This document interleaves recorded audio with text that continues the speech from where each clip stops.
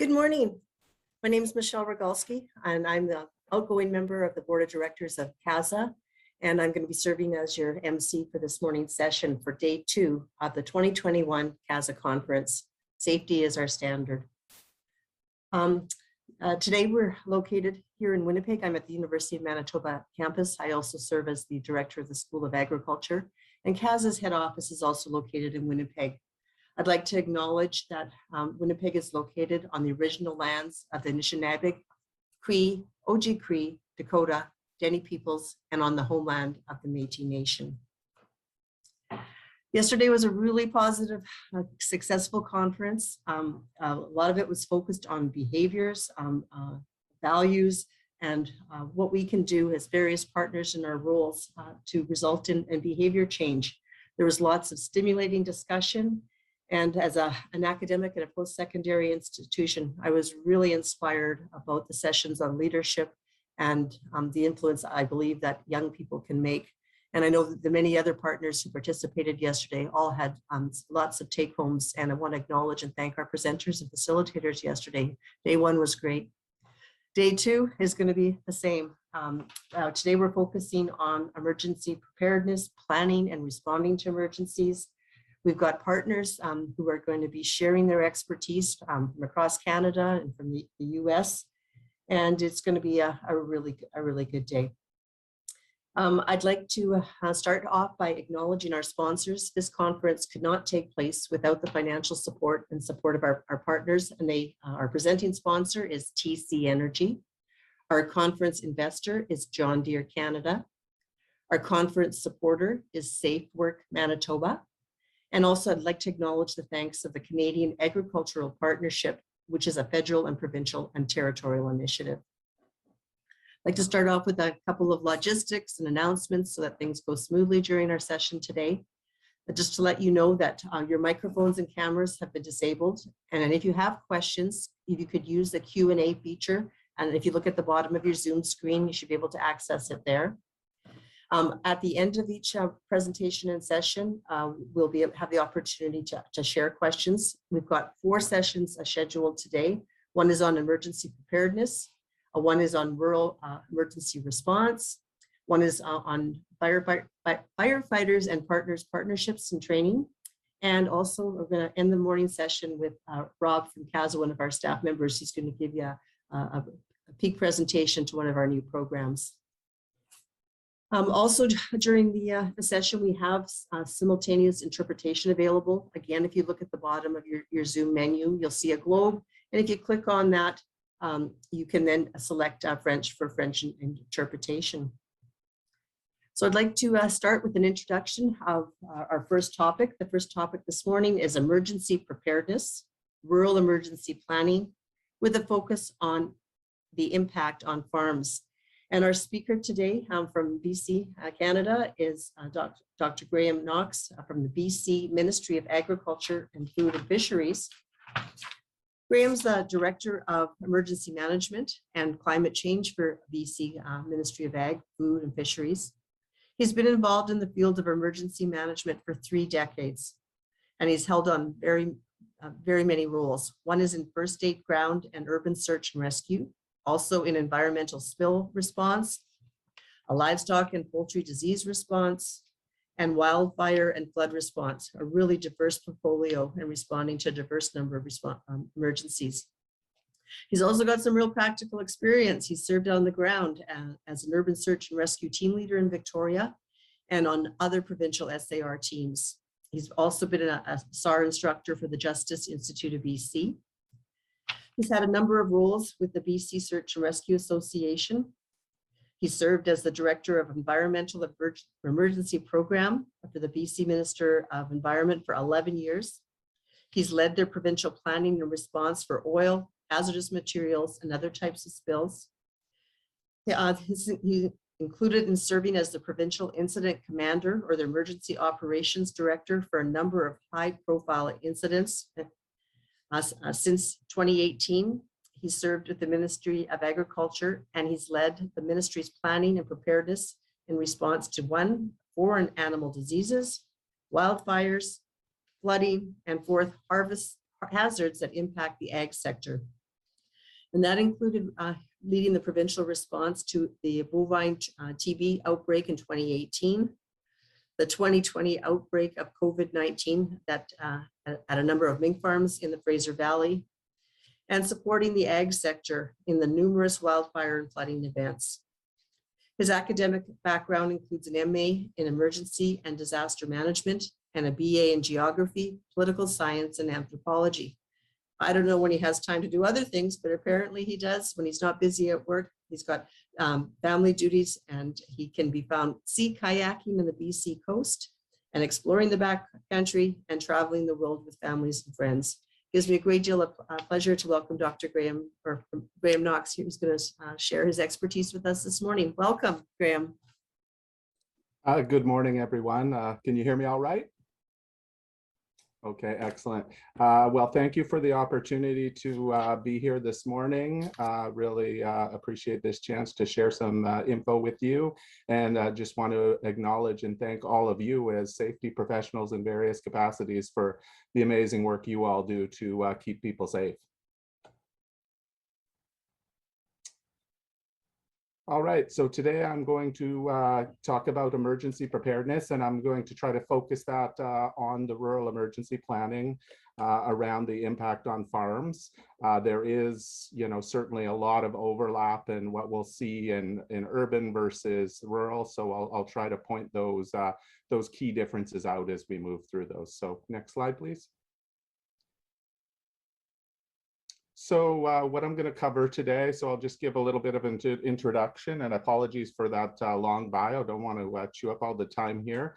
So just a little introduction about emergency management, then I'll go on to talk about the importance of preparedness for our agricultural producers and, specifically for those rural farms. And then just to give some context, a little bit of an overview of the various emergency management roles and responsibilities across the different participants in the ag sector. And then I'll talk about some of the tools and resources that rural farmers or agricultural producers can utilize for preparedness. And then I'll use some recent incidents that we've experienced here in British Columbia to give some illustrative examples of some of the challenges and some of the observations from those recent incidents we've had here in British Columbia. So next slide, please. So just in terms of introduction, thank you for sharing the background. So as you heard there, I've been involved in emergency management for quite some time, and with the Ministry of Agriculture, and involved in supporting our agricultural producers since 2018. Many of you are probably familiar with emergency management and the 4 pillars here, but I thought it's important to remember that without attention to all 4 of the pillars, we really don't have the full planning and preparedness. So we want to ensure we're doing the things on those rural farms to ensure we're preventing and mitigating disasters as much as we can beforehand. We do all those key activities to ensure we're prepared as we can be. And then obviously when an incident happens, the response and then on to the recovery. But all of this, and I really like the image here, with business continuity on the top, because this is what it's all about, is ensuring our producers can continue to function and operate. And when they do face an emergency, can get back to what they need to do in producing and making an income and securing their livelihood by having that business be able to continue. Just in terms of responsibility, I want to point out that, there's been this shift from lead agency approach and, which ministry does this or who's responsible for that. And I think what we've really seen is, to be successful in emergency management, everyone's got to be involved. And when we're talking about the agricultural sector, that first and foremost starts with that producer and then moves up. Types of hazards that rural farms face. So maybe next slide, please. So here I wanted to give just a little bit of an overview. One of the first steps in understanding and planning for emergencies for rural agricultural producers is understanding what are those hazards that actually threaten me in my operation. So in British Columbia, our emergency management organization has put together the list you see in front of us here, 57 different hazards they've identified. And what's interesting when you look at this is, you know, if you're a rural producer, you're going through this list and looking and going, which of these apply to me? So you know, that's a key first step, is understanding, you know, what things could actually threaten me, and some of these are probably you know, ones that folks might not normally think of sometimes. So it's really important that you start with understanding what hazards you face. But one of the good things I will say is, you know, if you do your basic emergency planning, that will help you in many of these hazards. So you know, don't want to forget the value of just that generic planning. So next slide, please. So in terms of emergency preparedness, just wanted to talk about, you know, the cost of preparedness versus response. I think we've all heard the various, you know, cliches or terms over the years around the ounce of prevention is worth the pound of cure, or something similar to that. And really critical is, you know, everything you can do to prepare is going to help you as a producer get back up on your feet and back to, you know, what you're really all about, which is, you know, running your operation and making a profit and getting people the food we all need. So, you know, really want to underscore that. When we look at what's going on in the world right now with climate change and the various implications of that, it's underscoring our need to be prepared, and not only to be prepared, but to look back and go, you know, what preparations have I done, and are those still applicable under the changing scenarios we see we're facing. We're seeing, you know, increased frequency or recurrency events. So, you know, wildfire seasons here in British Columbia, where, you know, the spread between a bad fire season could be, you know, many years, decades. And now we're seeing, you know, worse fire seasons back to back to back, you know, with less and less reprieve. We're seeing longer duration of events. So here in British Columbia, our fire season is getting started earlier in the year. We at Ministry of Agriculture maintain a roster of responders for what we call our freshet and wildfire season that used to run from May till some point around mid-September. We've now had to extend that out, and we actually have that up and running in April, because we're seeing flooding events getting started earlier in the year. And then we're certainly seeing wildfires, you know, extending further into the fall season. We're also seeing greater intensity of events, and intense weather events as an example, and rainfall that we're seeing in areas that either have never had that intensity of rainfall, or haven't had that intensity of rainfall during a particular season. And where that interfaces here in the farm world is, you know, there are certain times of the year, British Columbia, especially on our coast, you know, our main rain events have been in the winter months, and maybe less risk to many types of crops or production. Now we're seeing some interesting rain events in the summer here, and very intense. And then finally, we've got new types of events. We've got you know, diseases that are moving in terms of their distribution around the globe. So moving into Canada as different disease vectors are now able to survive in changing, you know, climate and changing areas. So we're potentially facing new diseases that we wouldn't have seen in our livestock, poultry, or plant production side. New pests, as again, they increase their geographic range. And we're seeing a combination of events leading on to the next event. So an example of that would be in the wildfire scenario, where these intense wildfires, because of the fuel loading that's occurred on the landscape over, you know, many decades, we're seeing these intense burns that are changing the soil conditions, that then lead to creating conditions that are much more conducive to creating rapid runoff of rain on the landscape, and thus changing the timing of the events, or creating events in areas we haven't seen. One of the challenges we've experienced in our interior and our Caribou region is just rainfall events in the summer and more moisture around at certain times of year that's led to landslides and taking out a lot of roadways. And, you know, as an agricultural producer in a rural area, if your access is cut off, that can be a very big problem. There's also the rural considerations here. So, you know, particularly for the rural farmers in preparing for emergencies, the physical access. So how many accesses you do, how far is it to, you know, if you have an emergency, you know, what's the distance to those resources? So whether it's specialized response teams or assistants coming, can they make it to your area? It can be a lot more challenging with access. So, you know, when we look at remote ranches in our province, for instance. And then the other challenge for the rural farmer is, you know, often in emergencies, there's, especially at the front end, a lack of available resources. And so those resources need to be prioritized.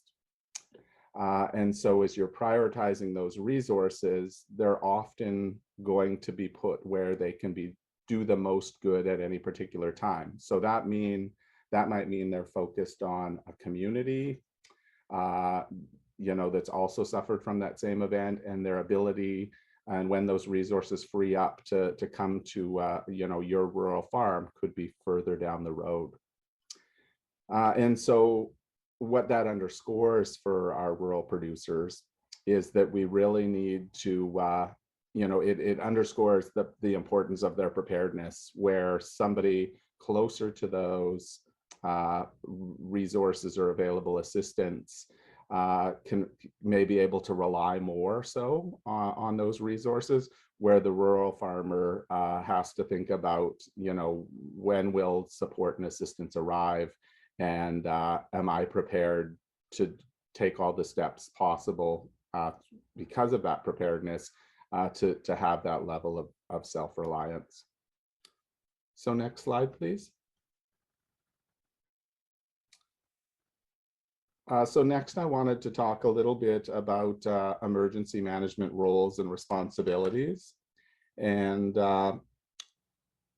just to give some context here around the different players in emergencies when we're talking about the agriculture sector and specifically.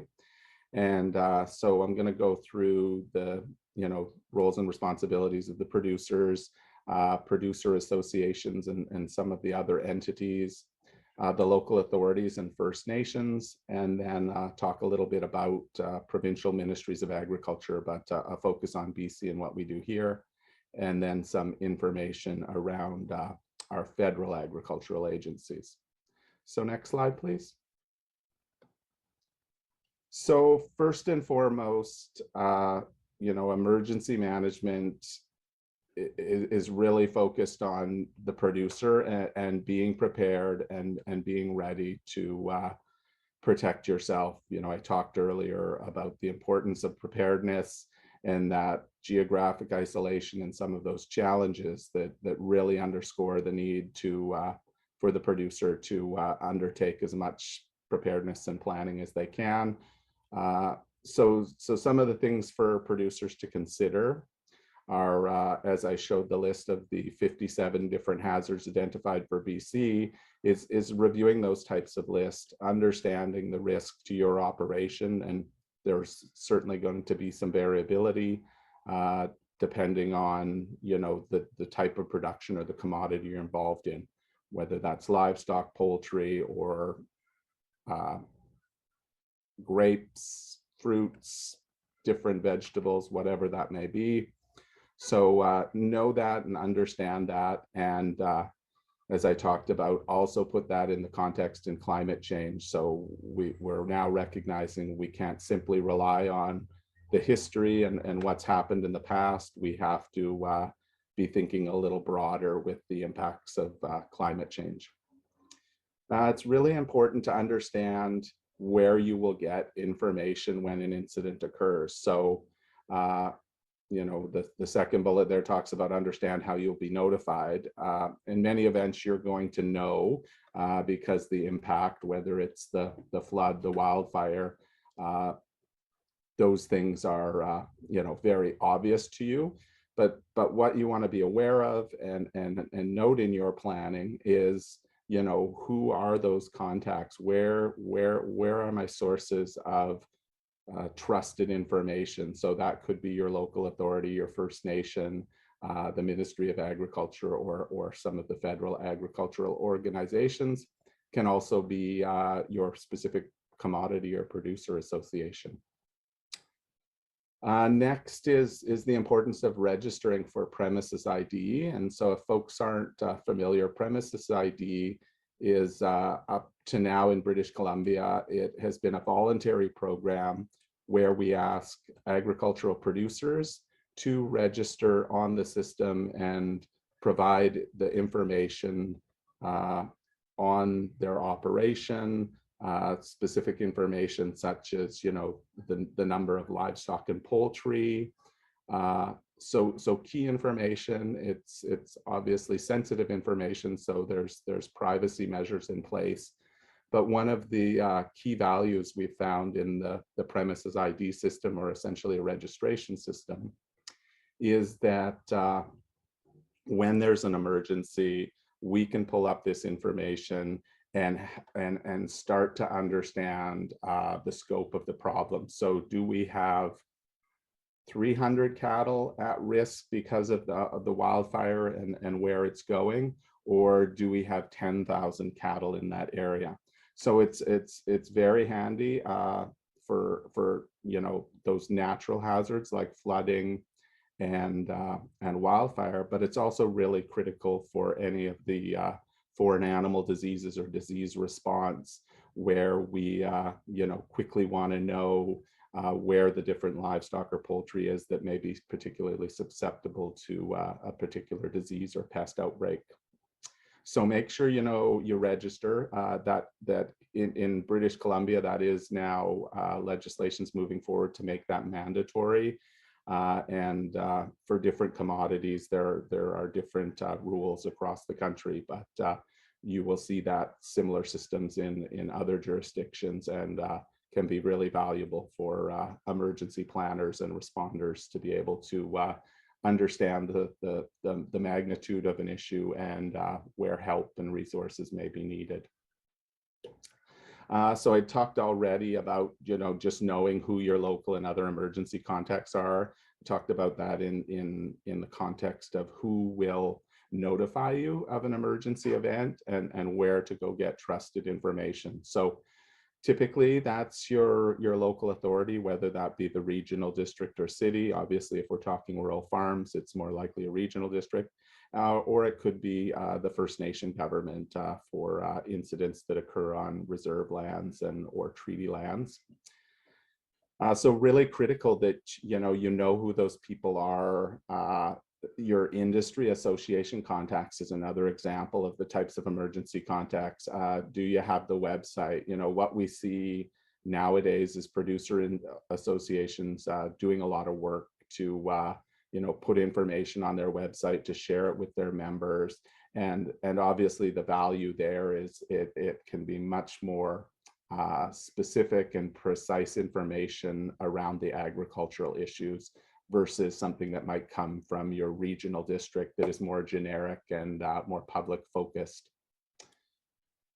So you want to develop a comprehensive farm emergency plan, and there's, you know, lots of different resources, and we'll talk about them a little later here in the presentation. But you know, really critical that you put that down on paper, and you know, identify those hazards and risks, and go through that planning process and get all those pieces in place, and certainly, you know, once you've developed that farm plan, it's important to review it on a fairly regular basis to make sure, you know, it's up to date as things change, as your operation, you know, where you're storing your pesticides or different things as they change on your farm. You want to make sure that's reflected in the plan. One of the things that we're finding is of, you know, real value, especially for responders, and particularly this has been in wildfire scenarios, is around creating a farm site map. So, actually drawing out, a plan or a map of your farm operation, so you have indicated on that map the access points, how to get into different parts of the property, where the buildings are located, the location of key resources. So where is, your fuel tanks on your farm? Where are your fertilizers being stored? Where are, hazardous materials such as pesticides, if you've got products like that? So, because what'll happen is there may be an evacuation alert or an order, and you as the producer, looking after, the safety of you and your workers, may need to evacuate. And then, a wildfire rescue crew shows up, a structural protection unit that's going to install pumps and sprinklers and that onto your buildings and trying to protect that property. Having one of these maps can be really critical and speed up their work. They know where to go. They know where your pump house is. They know, where to go. And what we're seeing now in rural environments are people are creating, and some of the producer associations have these available for their members, but essentially tubes like you see on the back of big rigs, where you can, have a copy of that map in there, so that when responders show up at your evacuated farm operation, they can go in there, grab that map, and quickly go about and know what they need to know about the layout and that. Really important to train, your family members. So as we know, when we're talking about rural farms are often this combination of not just a work site, but also, the home and residence of the owner, family, operators, workers, may all be living on the farm. So it's important that you're training your family members, but also, of course, the workers, so that they're aware of, where is the plan, what's in it, and do some drills, test that plan in some way, and use that information to update your plan. That will help you recognize where there may be an issue and you need to make some improvements. Consider your insurance and business risk management needs. So, nobody wants to be the person that gets flooded out and realizes, maybe I should have had flood insurance. It's typically too late once the incident strikes to go out and get those sort of coverages. So, think about that business continuity and how you will get your operations back up and running. And do you have the right insurance or business risk management? And if folks aren't familiar, the federal and provincial ministries of agriculture work together on a suite of different business risk management or insurance types products that can be helpful to producers who suffer losses or emergencies. Next, it's about building your local networks to increase your own resiliency and create some, opportunities for mutual assistance. So if we think of, rural areas in our country or a province, you may be clustered with the number of other ranchers or producers or whatnot in the remote or rural area you're living in. And so, working with and building a community where you share information on your plans, your other producers in that area, that can help you when you're impacted and maybe they're not, and vice versa. So we're seeing lots of that, and particularly in the farm sector, where it's specialized knowledge, right? A search and rescue crew may not know how to act and stay safe around livestock, but your farmer, your fellow rancher down the road does have that knowledge and experience, so it can be really critical in emergencies. And then finally here, just make sure you follow the various plant and animal disease reporting requirements. And here I'm focused on agricultural plants and livestock and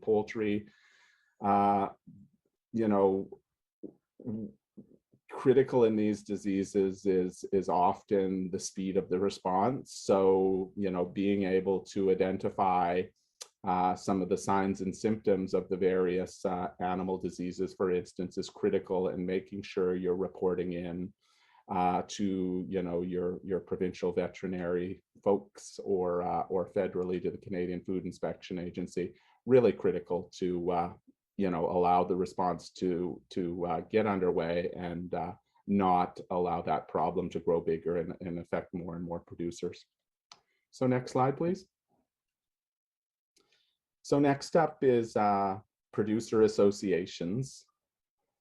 So the producer associations, and so this could be, you know, some examples here in British Columbia, the BC Cattlemen's Association, the BC Dairy Association, Tree Fruit Growers, but there's also other associations like the AgSafe programs in various provinces and others. So it's not strictly limited to commodity associations, but can be an important resource for emergency management info. As I talked about, you know, this summer, the BC Cattlemen on their website had links to the various emergency programs that were put in place to quickly assist their members in you know, knowing what was available and how to access and make contact with the agencies, et cetera, responsible. They do a lot of work to educate and assist the members on hazards and the available resources. So that might be websites or seminars or, you know, events such as this where information can be shared. We see a lot of producer associations working on different elements and tools for their members, you know, that are commodity specific around the whole, you know, 4 pillars of emergency management, from prevention to recovery. So there's that pre-event work and information and assistance that they can provide. But there's also roles we're seeing producer associations take in real events. So one, they're sharing information on, you know, this is where there's going to be a town hall, you know, here for the cattle producers, or this is the number for the range rider program if you need somebody to come out and help you round up cattle in the wildfire zone at risk from the fire. There's also roles, and this goes back to some of my earlier comments about, you know, everybody needs to be involved in emergency response. It's no longer, oh, you know, we're the provincial government or we're the federal government and we'll look after this and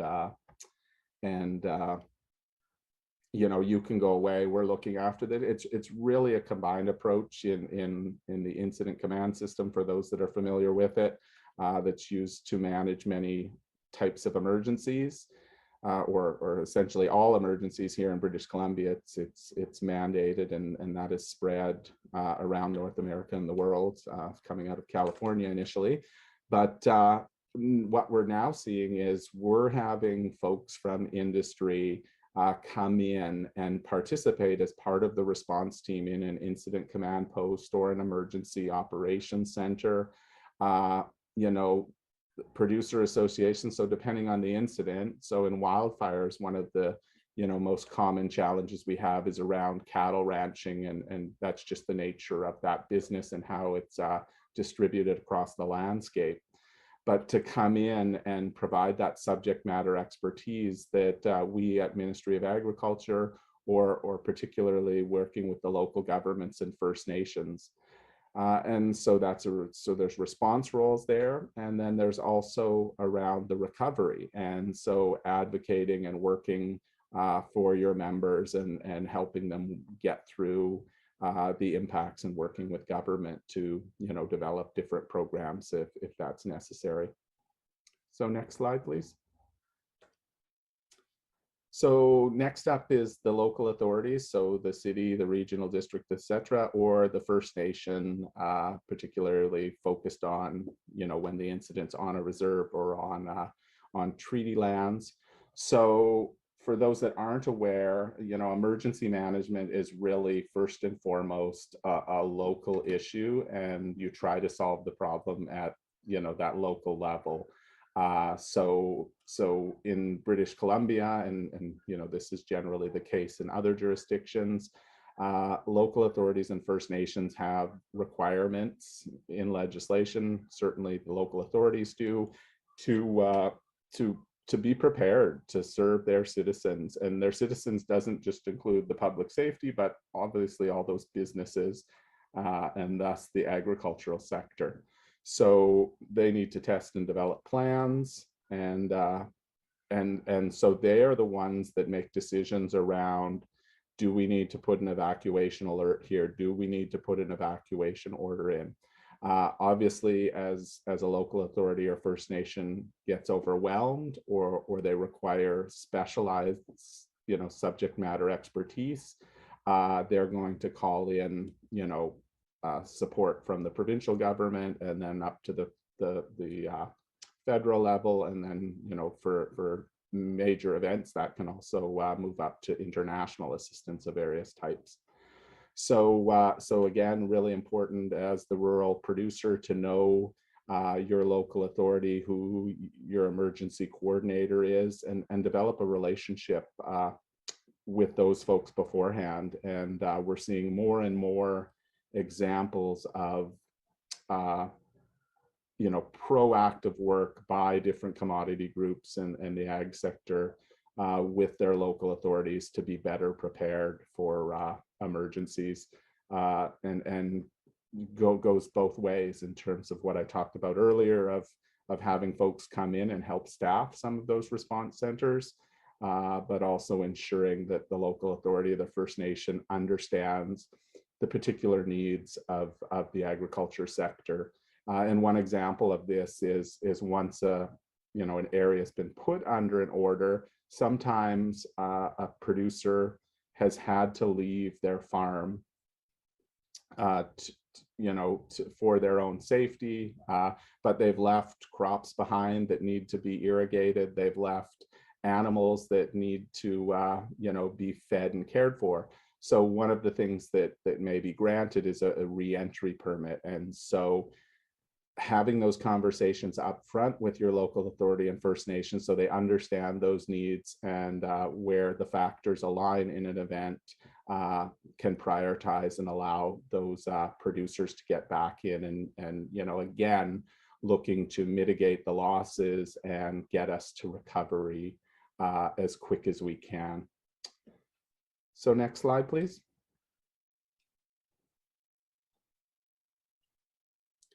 So this slide, I'm going to speak specifically here to the BC Ministry of Agriculture in our particular context, but generally, similar responsibilities and types of assistance across the country and other provinces.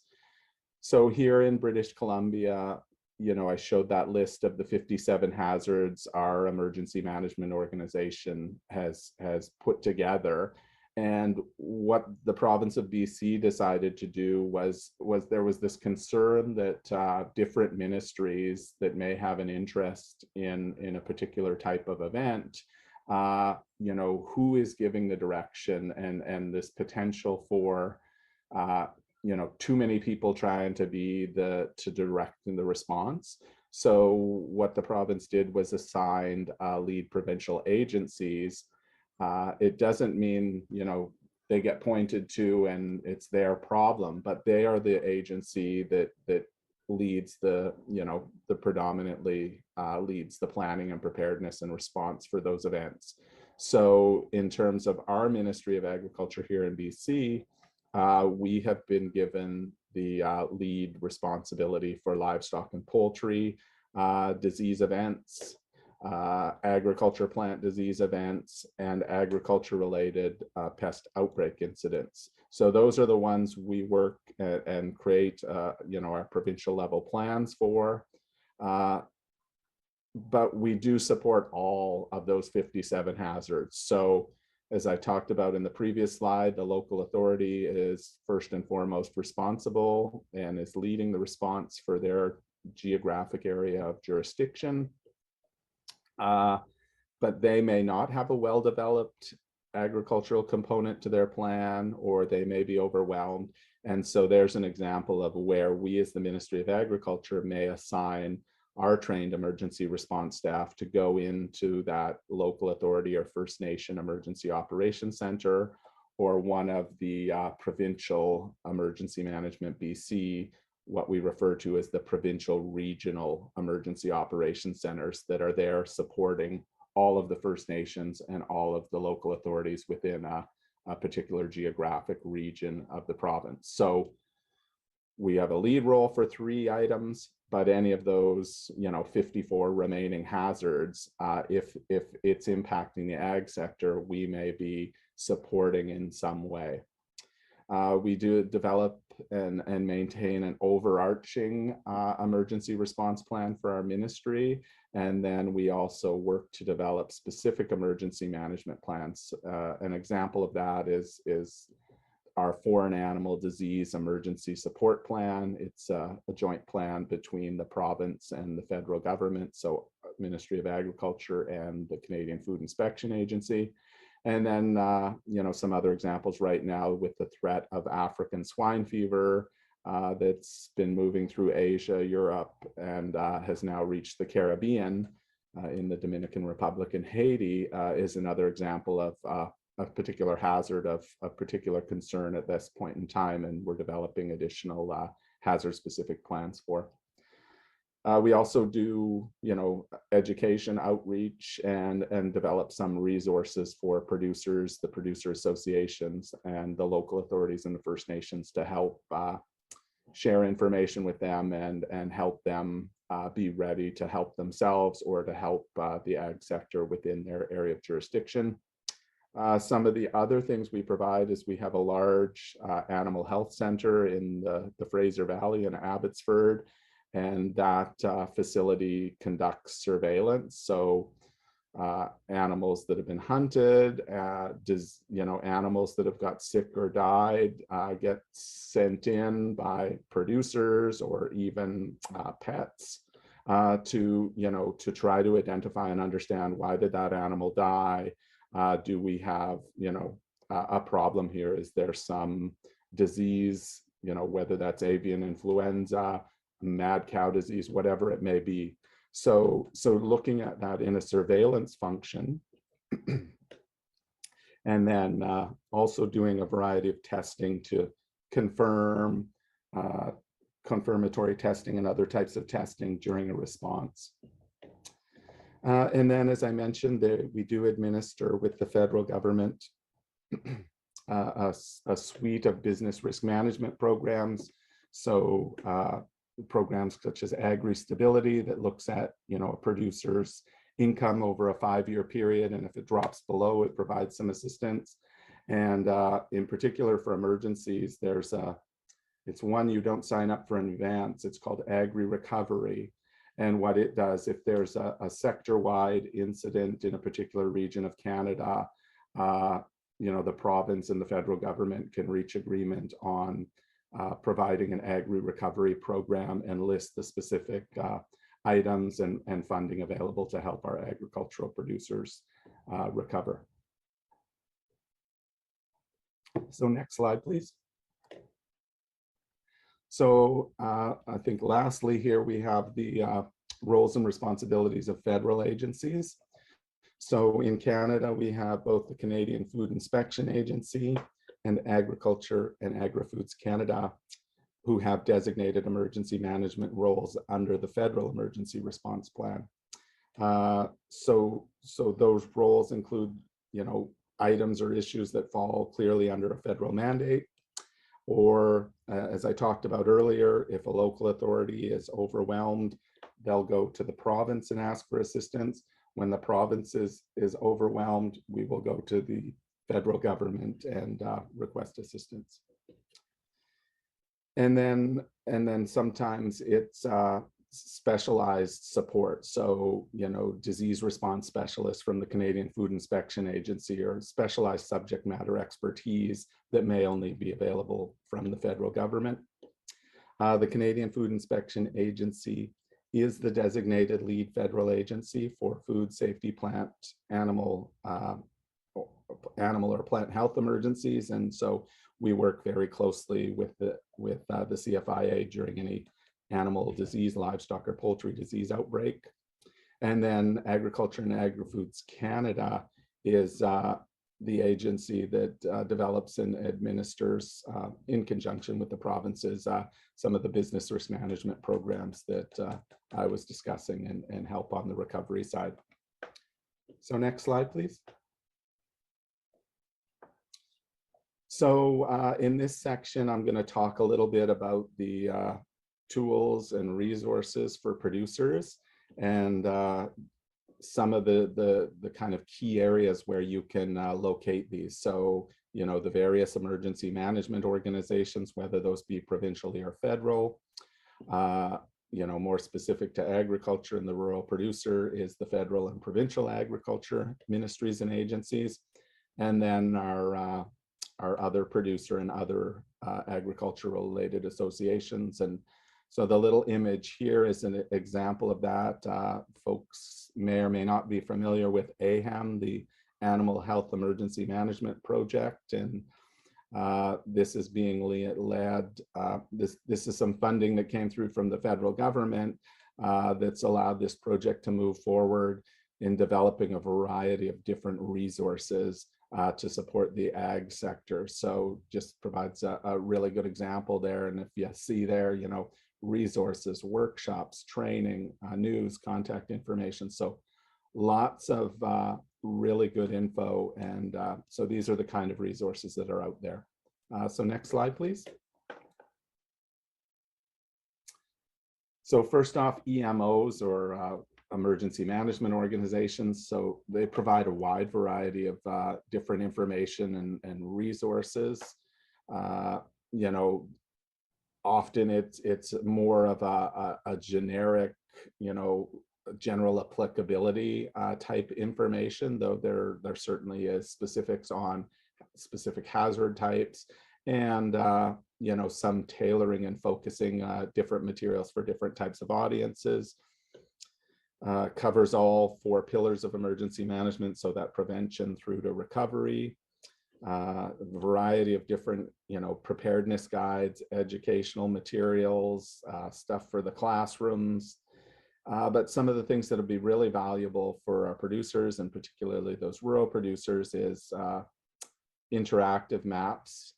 So, you know, there's a system you can go on and you can you know, GIS-based system. Now the challenge can be for rural farmers, internet accessibility. So so there's a tool, but we need to make sure people can reach the tool that provides critical information on evacuation order areas, alert areas, the type of the type of incident.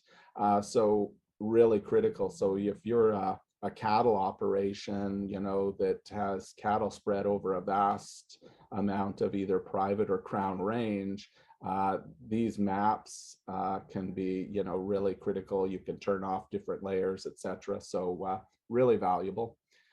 Incident notification system. So you see the little image there, Emergency Info BC on the top right. So, you know, you can sign up and, you know, get information as emergency events are happening, get information, you know, they also share preparedness and others. So it's not just response, but can be very, very valuable. And the other thing you can find on there is a variety of the different provincial level emergency plans, whether they're plans developed by the emergency management organization itself or by other ministries. There'll be links there to find that. So next slide, please. So next up is just some of the tools and resources that either the federal or provincial agricultural agencies provide. And again, here, I got a couple images. So the top right shows an example of a guide that's been prepared specific to poultry farmers and helping them plan. The second kind of image there on the bottom right is from the Canadian Food Inspection Agency website, and they maintain, you know, a suite of information there on the different reportable animal diseases, and you know, provide you know, some really valuable information for producers, what, you know, the things they should be looking for, signs and symptoms, who they notify. So lots of great information on the common hazards that can impact agriculture, preparedness guides and materials, but again, much more tailored and focused for agricultural producers versus the more generic info that often comes from the emergency management organizations. Specific information around reporting requirements. So I talked about, disease reporting requirements, contact information, those sorts of things. And then you'll find things like our foreign animal disease emergency support plan. The British Columbia, Canada plan is there on the website for any producer to see. So it's these things that in the past were often hidden behind the wizard's curtain are now there and transparent, and folks can see that and understand how different agencies will respond and what those plans are. And then certainly we provide a lot of linkages to other external resources and information for agricultural producers. So next slide, please. And so here we go. This is talking about tools and resources either from the commodity associations or others. And so an example here of the dairy sector's handbook that they've produced, and you'll see these specific to provinces because we know the nature of the industry changes dramatically. If you're talking about Prince Edward Island or you're talking about British Columbia, geography, resources, planning, there's obviously lots of similarities, but lots of differences. So specific not only to the commodity but to a particular region. So planning templates, standard operating procedures, incident response and recovery information, and really critical. I think folks are more and more familiar with the mental health challenges and the state of mental health in our agricultural producers, and really important. So shout out to AgSafe and your various organizations across the country and your contributions to that. And you can see the image from AgSafe BC and some of the resources they provide. Another piece of it is a forum to share information and offers of assistance. So particularly during response. So this summer during the wildfires situation, you go to various producer commodity associations websites and members from different parts of the province are like, hey, I've got some extra hay, I can send it up here. That community of producers that can help one another and provide that specific information. So next slide, please. So now I'm going to talk about some of the recent impacts and observations. So I'll go through some recent incidents and their impact on agricultural producers here in BC, and then kind of wrap up by sharing some observations for planning and preparedness. And so the image you see here is from an incident a number of years ago here in British Columbia, in the Okanagan. So you see this is a rural agricultural producer there who was impacted by another rural agricultural producer who we have lots of agricultural related dams, and there was a dam failure above up in the hills, and so the water and debris flow came through and hit a number of properties and producers below that. So an example of the things that are unexpected and can come roaring into your home. But I think it also highlights that agricultural producers themselves can be the generators of hazards. Whether that's in this case an agricultural dam, and making sure the appropriate prevention, mitigation, maintenance on that dam's done, so we don't see dangerous results like this. So next slide, please. So first up, I was going to talk about our 2020 outbreak of COVID in mink farms here in the Lower Mainland of British Columbia. So this occurred December, late November, early December of 2020, and was an incident that in some ways we're still dealing with, but the response phase of it, the critical response phase lasted about 2 months. The images you see here aren't from British Columbia. These are from Denmark. The issue has occurred in a number of jurisdictions in the United States. It's occurred and in Europe and resulted in significant depopulations and lots of challenges. So worker safety, really critical issue here. As you see that bottom left image, and the fellow there suited up, like he's ready to go to the moon or Mars. So critical, do your workers know how to use? Have they been trained and ready to use this personal protective equipment? That may, obviously, if you use some of that in your biosecurity protocols or other things, you may be familiar with that. But if something comes out of the blue at you, you may need to figure that out as you go. Some of the other issues around that were, as we've all experienced with COVID, there's been, if you get infected, you've got your 10 days, your 14 days, whatever that is. But all of a sudden you're running your mink farm and you've got specialty workers with special training and skills, and now they're unavailable because they're in quarantine or they're recovering from the disease. So those issues came up, issues of vaccination and what we're seeing right now going on, more generally about, should vaccinations be required? How do we keep those workers safe? And again, not only the workers, but as we know, and I raised before, this issue of the family also lives there, and the family dog and the family cat, and COVID can spread to other animals. So then there's the implications for the mink producers themselves. So, now all of a sudden your farm's been quarantined, so you can't sell, your pelts. So your cash flow has been there. In many livestock disease or poultry disease events, international borders closed. So if your market was in another jurisdiction and they're no longer willing to accept that, you've got a problem. And since this was novel, there's been other livestock diseases where we have,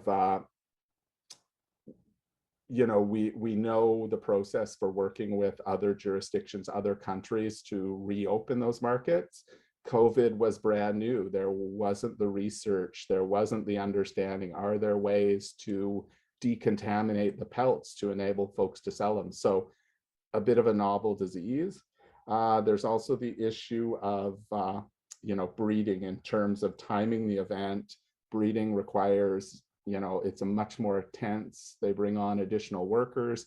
Well, we were heading into the breeding season for mink here. And so that, so not just the impact on that production year, but now you're looking at multiple year impact to your operation. There's an impact to other agricultural producers. So one of the things that I wasn't aware of as I was dealing with this incident was that the mink, being carnivores, are also a big contributor to dealing with waste streams coming from other agricultural production. So other livestock and poultry, waste products generated in the processing or others, becomes the feed for the mink. And so once you stop feeding mink, now we have a waste stream from these other agricultural operations that now either become disposal cost or other impacts to the other ag producers. And then obviously this event, where it's a disease that affects both humans and animals, and mustelids or mink in particular seem to be susceptible. There's this whole concern about the disease getting from the humans to the mink and then being passed from the minks back to the humans, and the enhanced ability there, or the enhanced risk of mutations of COVID that can then have that broader health concern for, our vaccines may no longer work because this mutation has reduced their effectiveness in some way. So, and then the other challenge is we're laying multiple incidents. So we've got a human health pandemic that's keeping a lot of people very busy. And now we've got an animal disease event. And so the number of people involved in the response has changed as we bring in the BC Centre for Disease Control, the public health officer, and the regional health authorities. So next slide, please. So flooding, obviously common here. We see it in the spring with snow melt and what we call freshet, but we also see it, especially in coastal regions and with climate change shifting, flooding events that can occur through the year.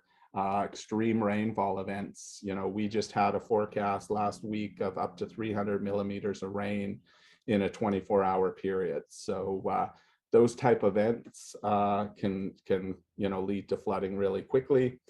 The images here, the one kind of the river underneath the text there is up in our Chilcotin region, and had an extreme rainfall event in July. And this area is a very arid region of our province, typically, or quite arid, and typically does not get major rainfalls in July. So again, this is one of those climate change linked appearing events that's unexpected, out of the blue, and producers would tell you, ask them, no, we never have flooding in late July in the Chilcotin.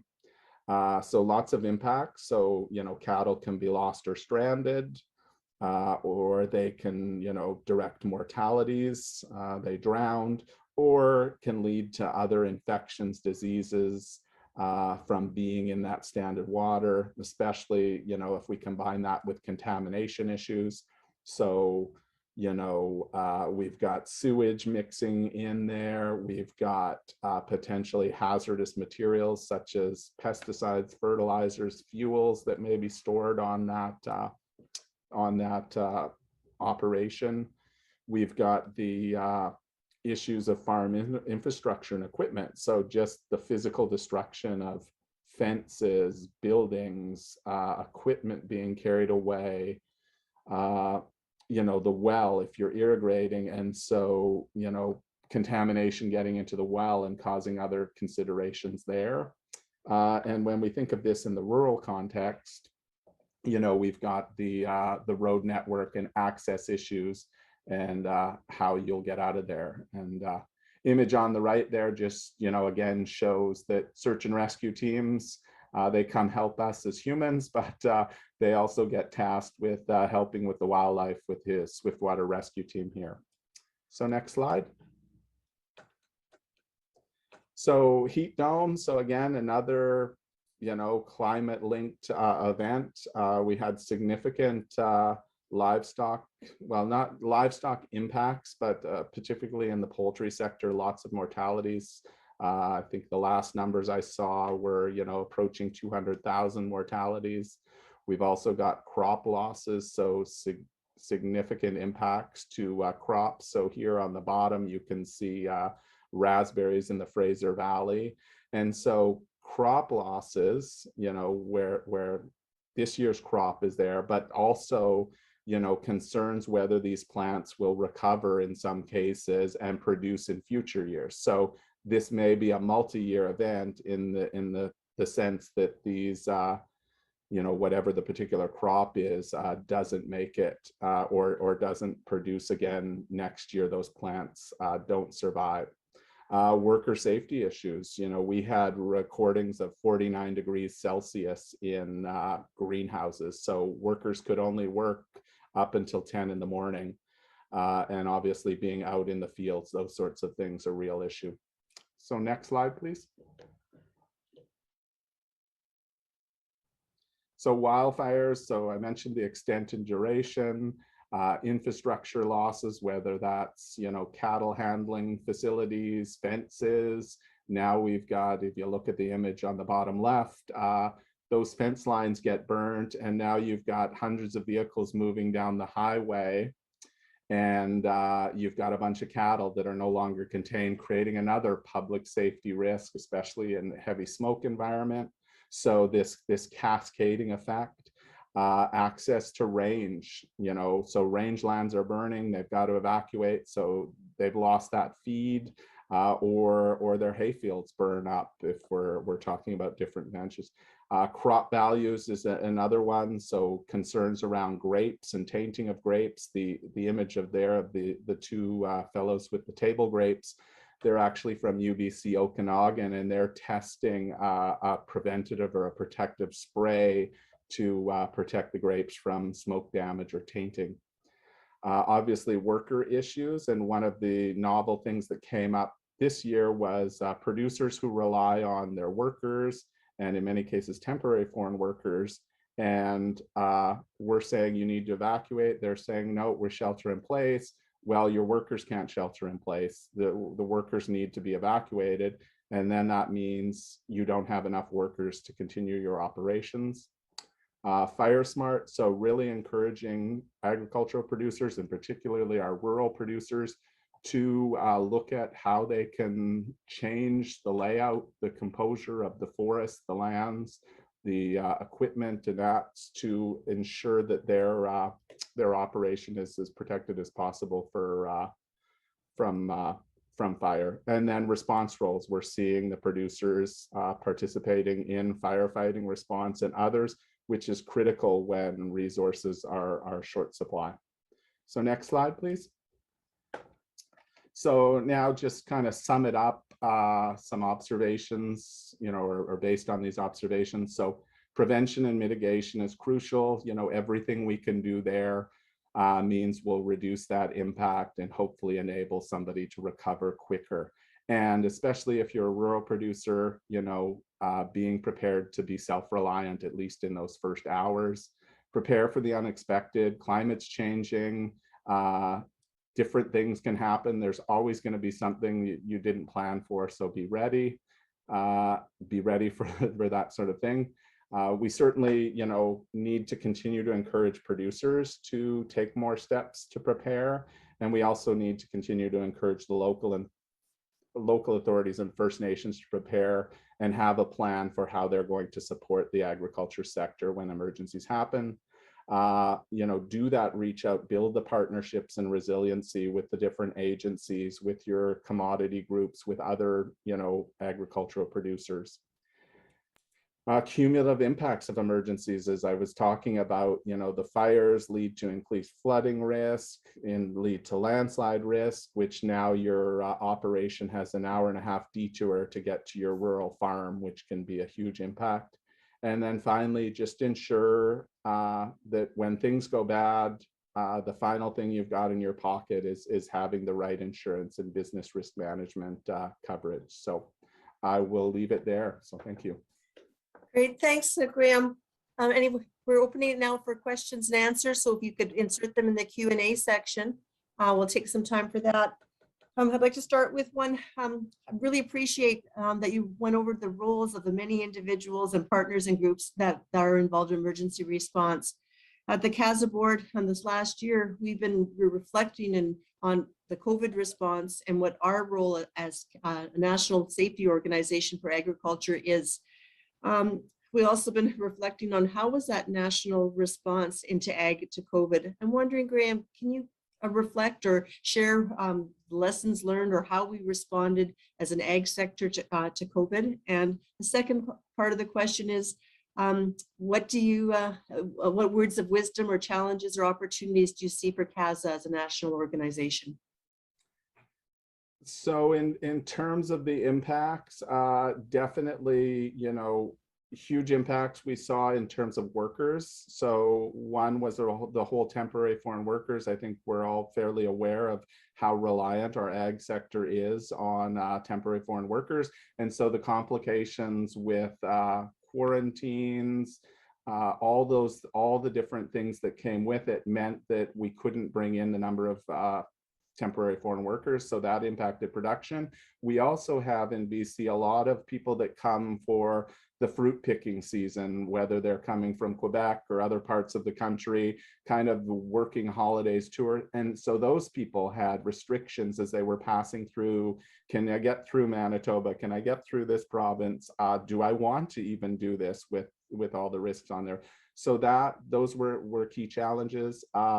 You know, the number of people and some of the bottlenecks around processing. So if the processing plants go down, when we have, you know, livestock or poultry operations that are kind of just in time delivery, moving through different parts of those facilities, you know, if the processing plant went down, now we've got an animal welfare issue back on the farm. And so those cascading events. So I think there were some really good responses, and funding became available to help, you know, install more safety features, et cetera, and different things, getting the farmers markets up and running again, and helping them convert to virtual. So producers still had a way to sell, you know, local and assist with food security, as there was some of that panic buying at the front.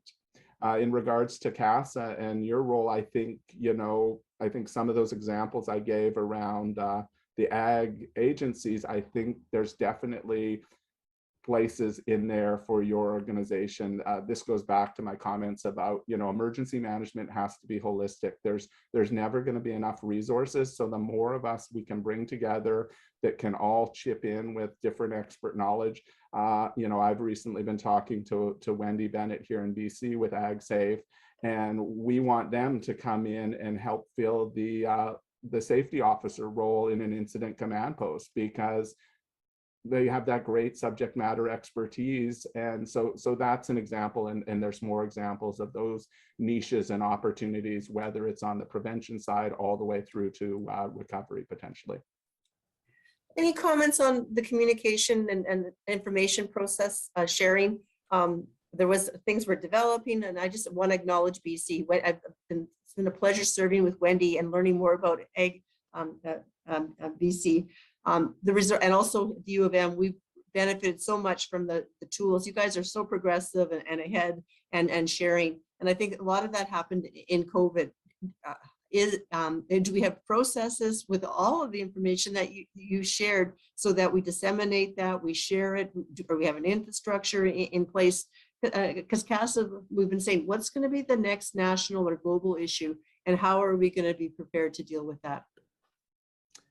Yeah, you know, there's certainly been lots of great strides here, and you know, one thing about British Columbia is our unique geography means we have a lot of different hazards. So we've been forced over the years to get involved in this and become better at this. There's certainly always lots of room for growth, and again, this is, you know, this benefit of working with organizations such as yours and others, because we all can't do it alone. There's never enough resources, there's never enough bodies. So the more we can come together, and I think you're right, you know, I talked about the different websites and different events, and but certainly more work to do, I think, and more opportunity for creating a broader forum or space for us to come together with producers, with associations on a regular basis to have these conversations and you know, create plans for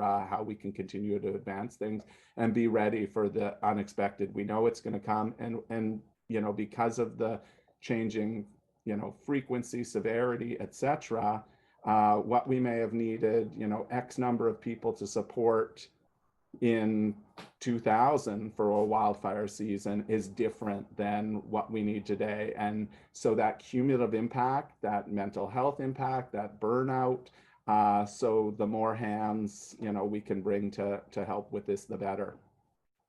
Great.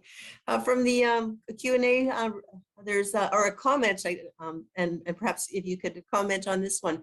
It's indicated about a printed document for a site plan with details. Is it possible to create an electronic version, keeping in mind confidentiality and privacy concerns? Also, could it be more expedient in an emergency situation where accessing a hard copy may not be the best method to provide information to responders? That was a thought from one of the participants today.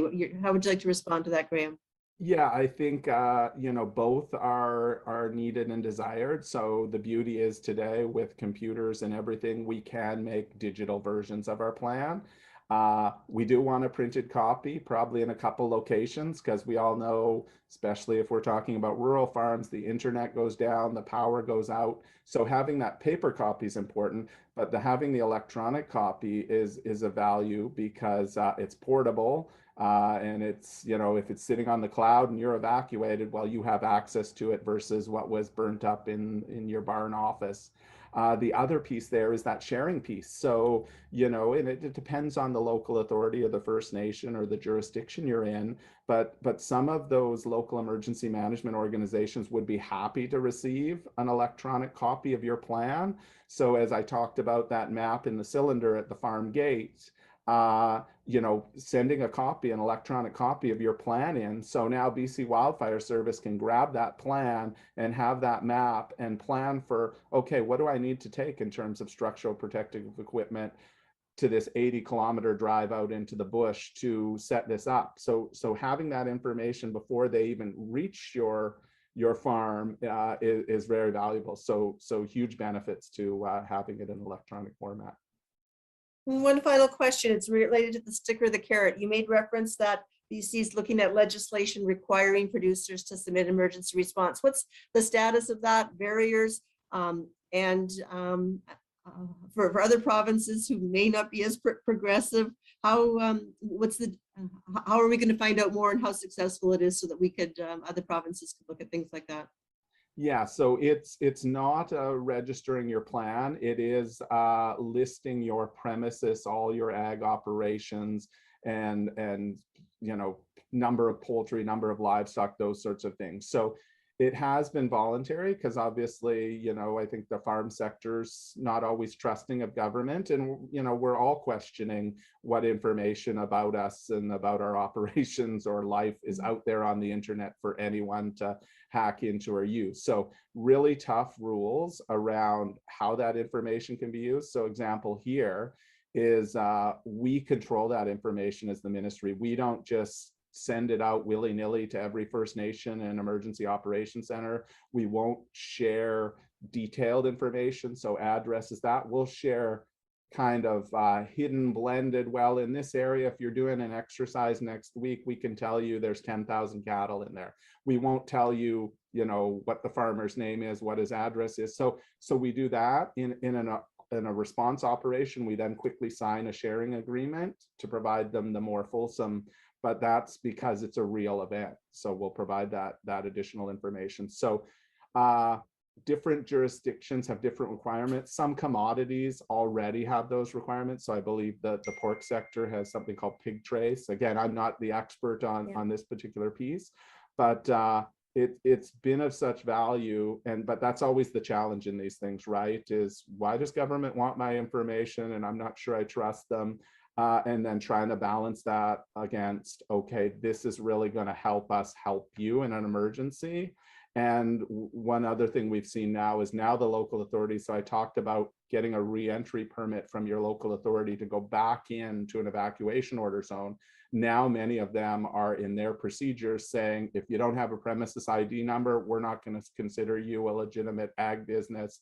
And that, so there are some different carrots and sticks there. And in the disease front, I think the question for governments is often what's the risk benefit, and when you look at some of the livestock diseases and the tremendous impact that can have to the Canadian economy, like for some of these diseases, we're talking over years with border closures, billions of dollars of economic damage to the country. So as the stakes go up, you're looking to find that right balance between pulling people's information in an involuntary way versus not doing that, because it's you can't justify it. Graham, I could talk to you all day. I can't get over the experience and knowledge that you've accumulated, the roles that you've played, and putting this together in such a great presentation. I just want to commend you on that. And I also thank you for being at the front line and leading so many emergency responses for your province. And thank you to you and your BC friends and partners for just sharing it with CASA today. It's just been a really good session. Thank you so much. Yeah, thank you. I really appreciate, like I said, all the work you do. I just might be the face today, but it's hundreds, thousands of people that make my job easier in the work they do. So don't want to take all the credit here. Thanks so much. Take care. Thank you. Okay, we're going to continue now with our second presentation of the morning. This one is on STARS. And I did have to look it up. I know STARS, we're familiar with it. I know my students have been very involved in fundraising, and we've been really active here in Manitoba with STARS. So STARS is the Shock, Trauma, Air Rescue Service. So I learned that today. And our presentation is when seconds matter, I'll look at STARS Rural Emergency Response. And with us today is Nicole Segstro, and she's based in STARS in Calgary. She's the manager of operations and business development at STARS. And since 2009, she's worked closely with many health and safety professionals to create and expand STARS Vigilant. It's a program aimed at supporting the health and safety goals of over 400 clients across many industries. Nicole's got a team of 14 emergency communication specialists that work 24/7 to help those working in energy, agriculture, transportation, and forestry to help them ensure that their employees return safe home each day after work. Nicole has ICS 100 and 200 certification, and she's trained as a 911 dispatcher through the International Academy of Emergency Medical Dispatch. So I'd like to welcome you, Nicole, and I'd love to hear more about STARS. Great. Thanks so much, Michelle. If I can just get a quick thumbs up, make sure that everybody can hear me. Okay, thanks, Michelle. Thanks, Christy. So thanks, everybody, for the opportunity to spend the next 30 minutes with you. I think I speak for both of us when I say it's always an honor when organizations like CASA provide us a stage upon which to explain how STARS and STARS Vigilant services really work to support the association's members and then industry as a whole. So I don't need to get too much into an introduction, because I think Michelle did a fabulous job and made me sound exceptionally important when I'm really not. But I have been at STARS for 12 years, and I'm just always really proud to say that the STARS Vigilant program has really been in one way or another my baby since about 2009. So I do have a colleague that is joining me today. I'm really excited to introduce you to Christy Campbell.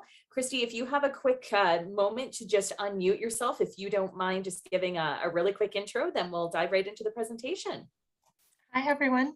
So I'm Christy Campbell. I'm a business development and sales officer with STARS Vigilant, and I'm excited to be here and tell you a little bit more about our services. Great. Thanks so much, Christy. I'm just going to make sure that we have sound turned on, and then I'm going to share my screen here. So as I said, if I was in a situation where I could see all of you right now and I can just see names, I can't necessarily see faces, I would generally ask everybody in the room that maybe has been flown by STARS or knows somebody who's been flown by STARS to put their hand up. And obviously that doesn't work quite the same way here, although we've got digital hands that we can pop up. But what I usually find most times, regardless of where the presentation or where we're giving our presentation, is that 9 times out of 10, I can see half the room put their hands up. So most people in Western Canada recognize our red helicopter, and they immediately identify that as, signifying that somebody is probably having the worst day of their life, and certainly their loved ones are now having the worst day of their lives. What people don't necessarily know is how involved STARS has been in ensuring that Western Canadians also receive the same level of critical care when they're on the job.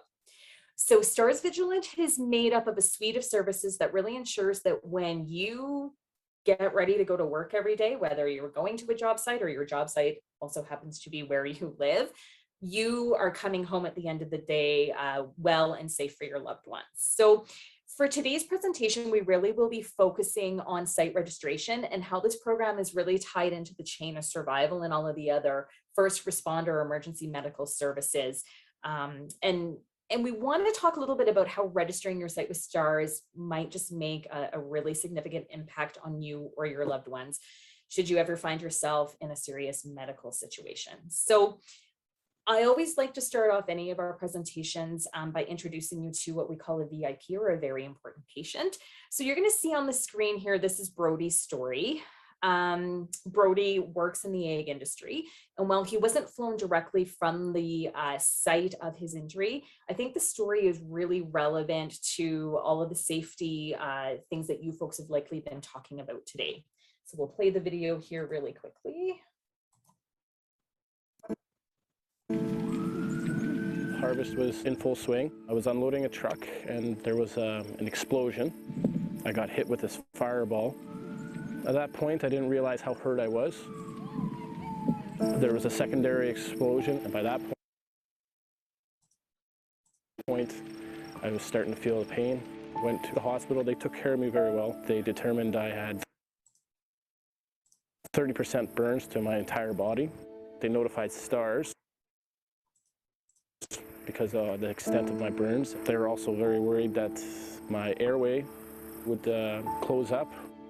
Being caught into a flash explosion like that, you typically breathe it in and your airways swell up. So they didn't want me to be on the ambulance, which is about a little over 2-hour drive, and have my airway start restricting. Maybe 40 kilometers or so back, maybe 10 minutes flying time, I started to see a little wisp of smoke on the horizon. It wasn't until we were almost right over the city that we could see the extent of what had happened. It was very, very dramatic.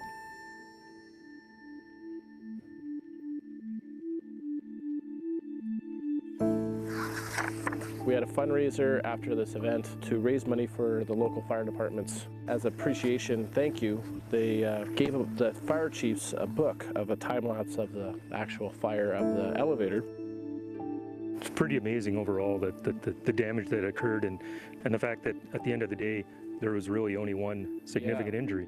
I also have quite a few pictures on my phone. I spent 18 days in the burn ward.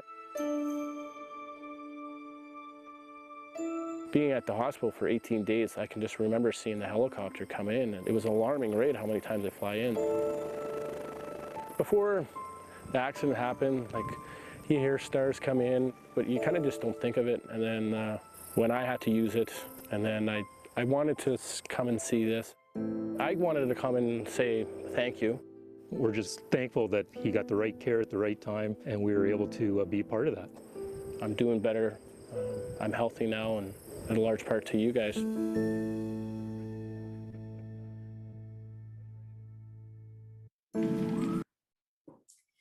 So I'm sure that a number of you can probably relate to not necessarily Brody's story, because you probably hopefully haven't experienced anything like that, but can relate to how quickly an accident like that can occur. This type of accident is really at the core of why the STARS Vigilant team and services exist today. Regulators and members of the Canadian Association of Petroleum Producers back in probably late 1990s, early 2000s, really saw what was happening in Alberta, and they made a connection between the services that rural Albertans were receiving from STARS and a need that they had to provide that same level of support to their employees, to their workers that were working either in high-risk situations or working in remote areas. And so out of that discussion, out of that interest, out of that linkage, STARS site registration was born. And it was really created to meet two very specific needs. The first was to ensure that all of those regulations that are in place to make sure that you come home at the end of the day were being met, and that there was a mechanism by which to meet those. And secondly, it was created to improve the emergency response plans of individuals or organizations that might have individuals that are working more than 20 minutes away from a major medical center. So when a site is registered with STARS, what we do is gather very important information as to where you're working, the type of hazards that you have on your site, possibly the number of individuals working on the site.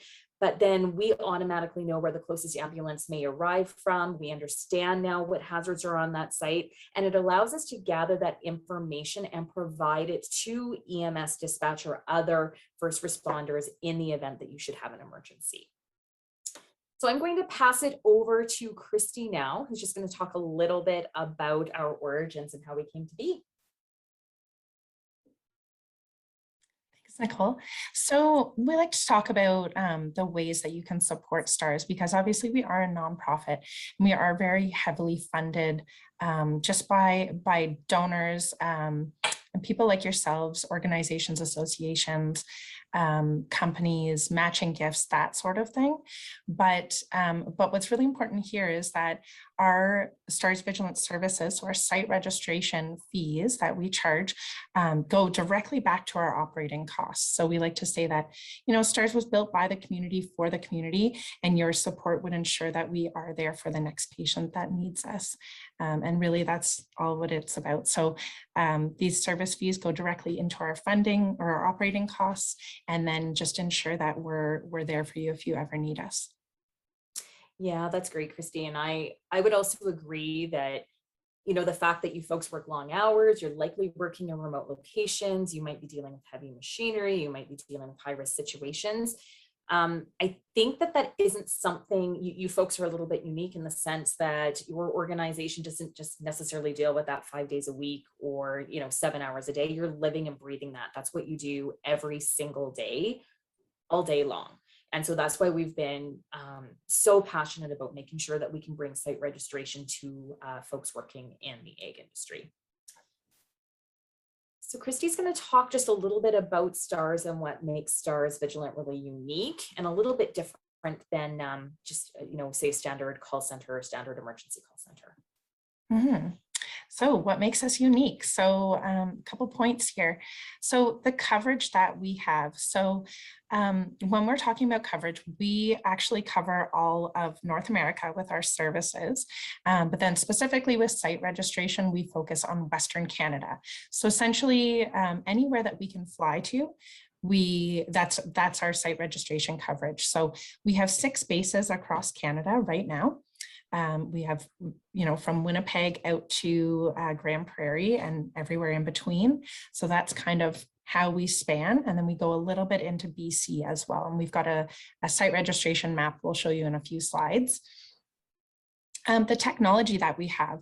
So we have really incredibly high technology that we hold within STARS, and that includes our GIS mapping systems. So we're really able to accurately confirm locations of incidents. So when you're calling in with your STARS site registration, we know exactly where to pinpoint you on that map. Our transport physician. So we do have a transport physician available 24/7. So they can hop onto any call that's needed, any call that comes in. They can also hop into the helicopter if need be and fly out to site and help with that response. And what's really unique there is that transport physician can really you know, give you insight as to what to do during that waiting time. So you're calling into STARS with an emergency, and, you know, instead of you just sitting waiting for someone to come out and respond, you've got that physician on the phone that's telling you the next steps to do. Then they're also going to pre-plan which hospital you need to go to. They're going to call that hospital ahead of time and get that operating room set up. So everything about what we do is focused on, you know, getting that patient the quickest and best medical response possible. The safety network that we're referring to. So our safety network is we look after about 4,000 sites on a daily basis. And so we describe that as our safety network. Again, Nicole's going to go into a map later on in this slideshow that really details where all of those sites are registered and how that works to your benefit. Our reliability. So when we're talking about reliability, we always like to say that we have a fully functional backup site. So we'll never be unable to reach or out of service or unable to get a hold of. So we do use our backup site quite often just to make sure it's fully functional and we'll never have an issue. And then the training that we go through. So we don't have just typical call takers that we hire. We actually have emergency communication specialists. So they're all trained in 911 call handling. They're all trained in ICS 100 principles, and they all go through a rigorous 6-week in-house training program. And what's really important to you and what makes the difference for you guys is that when you're calling into STARS, they know exactly how to talk the talk. When they're looping in 911 and they're looping in emergency responders, they know exactly what's being communicated and all the lingo and exactly what needs to be said. So that really, again, just facilitates that quick response and getting whoever needs to be there as quickly as possible. Perfect. Thanks, Christy. So some of the most common questions that both Christy and I tend to get when we are engaging in conversations with companies that are interested in site registration are, when should I register my site? Why should I register my site? And then probably most importantly, I've registered my site, but now what? So the site registration program really allows you to pre-plan and provide information before an emergency occurs that will quite often have a significant impact when that emergency occurs. So if you are working more than 20 minutes away from a tertiary care center, we really want you to register. When we arrive on scene, as Christy communicated, we're working through our GIS system to make sure that we know where you are and that ourselves and EMS dispatch is sending the emergency services to the right location. And then when you need to, if something should happen and you do need STARS, there's a couple of ways that you can reach us, obviously through 911. That's what most of us have learned since we were tiny kids, is to call 911. You can also reach us. We will give you a phone number that is a direct dial into STARS. And then the minute that you contact us, we are facilitating that EMS 911 response on your behalf. This is the map that Christy was referring to. So on average, about 4,000 sites a day. And as you can see, we can tell very quickly what the highest level of medical care is at each site. So in many cases, the first responder may be somebody who has registered a site that's just up the road from you and may be providing that life-saving service even before EMS can arrive on scene. Because the conference is taking place in Manitoba today, just wanted to outline a few changes. Obviously, we have service across 3 bases, Alberta, Saskatchewan, Manitoba. Every base is a little bit different. And so in Manitoba's case, there's an amazing organization called the Medical Transport Coordination Center, and they actually dispatch the STARS helicopter on our behalf. Our emergency communications specialists are very involved in tracking of the helicopter and bringing in the transport physician when necessary. But the actual dispatch of our Manitoba-based aircraft is actually done through MTCC. Right. Now, I wanted to just touch really briefly on how we've been supporting agriculture over a number of years. We do make sure that most organizations that are running other ranches or farms are aware of site registration. The next level of this program has been our Growing for STARS program. And that program allows some of the proceeds from some of these operations to get donated back to STARS, which allows us to run our bases, which cost about $10 million per base. And then what we do is we offer that site registration for free for the first year on your behalf. I just wanted to end here really quickly by giving you just a really quick breakdown of what an industry emergency looks like and sounds like. So we're going to pull back the curtain here a little bit, and you're going to hear and see an actual emergency that took place on a registered site. It was an oil and gas site. An individual that was driving back into site, unfortunately had a single vehicle motor vehicle accident, and ended up having to walk back into site with some pretty significant injuries.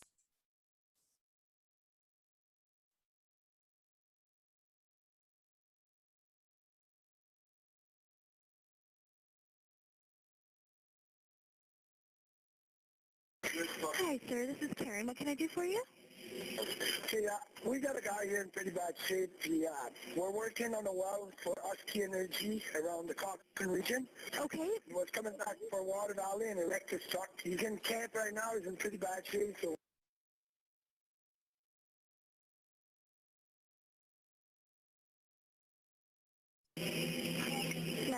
For what city? Hi, it's Karen calling from STARS, looking for ambulance for Cochrane. Okay, for what address?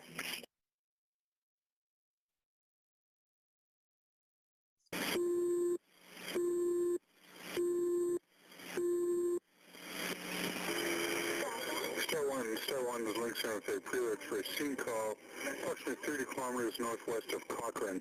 Patient wait unavailable.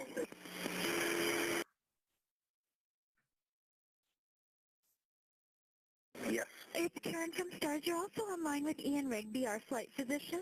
We do have the helicopter on standby for this, so do you have any information from your medic, or are you with your medic right now?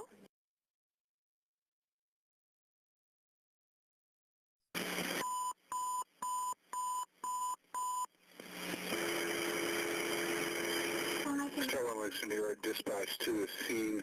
Got updated coordinates when you're ready.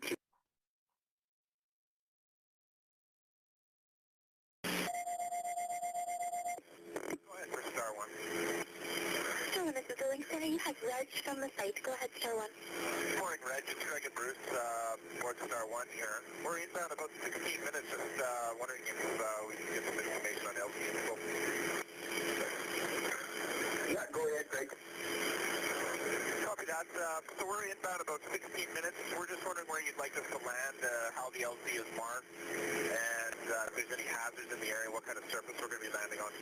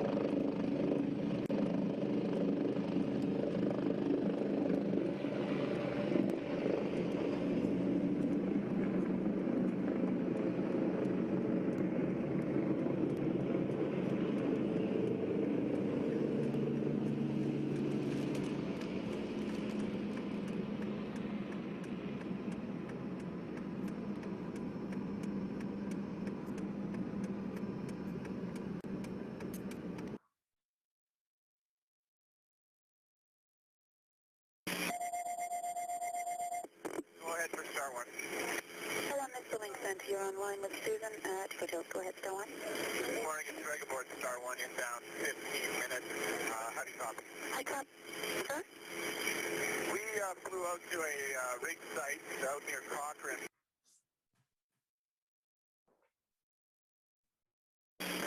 Link center, Star 1. So that concludes our time with you folks today. You can see from the video there, in about an hour and 20 minutes from the time the call came in to the time that the patient was actually transported to hospital. So on your screen, you'll just see a little bit of information that talks about how you can register your sites and the cost associated with doing that. And I'd love now to open it up if anybody has any questions for us. Just checking the question line.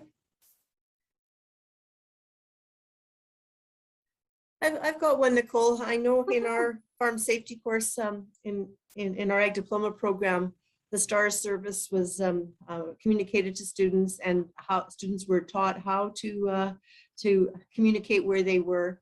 I know my instructor shared a story after that it made a difference, that someone's life was saved, and the student was just impacted by her knowledge of that she was able then to access STARS service to save someone's life. So I just wondered how can we work on in communicating that. It was just the initiative of my instructor who did that. How do we get that information into places like agricultural colleges other than U of M, 4-H or places like that as well? Yeah, I think that's a great question, Michelle. So we do actually have an outreach program that does allow for, right now it is virtual, but does allow for a lot of that information-based or education-based focus on site registration, what to look for when you're registering a site, and then goes into a lot of specifics about, who is going to secure your landing zone, why it's so important to keep the location up to date, why it's so important for us to have those hazards listed. So that outreach program can be accessed through STARS. And I believe that we do have actually a link on that slide there that talks a little bit about the training. So I would say that's probably the best way to do that. And then certainly, again, opportunities like we just had here today to speak, to be a panel speaking at some of the conferences that are specific to your industry.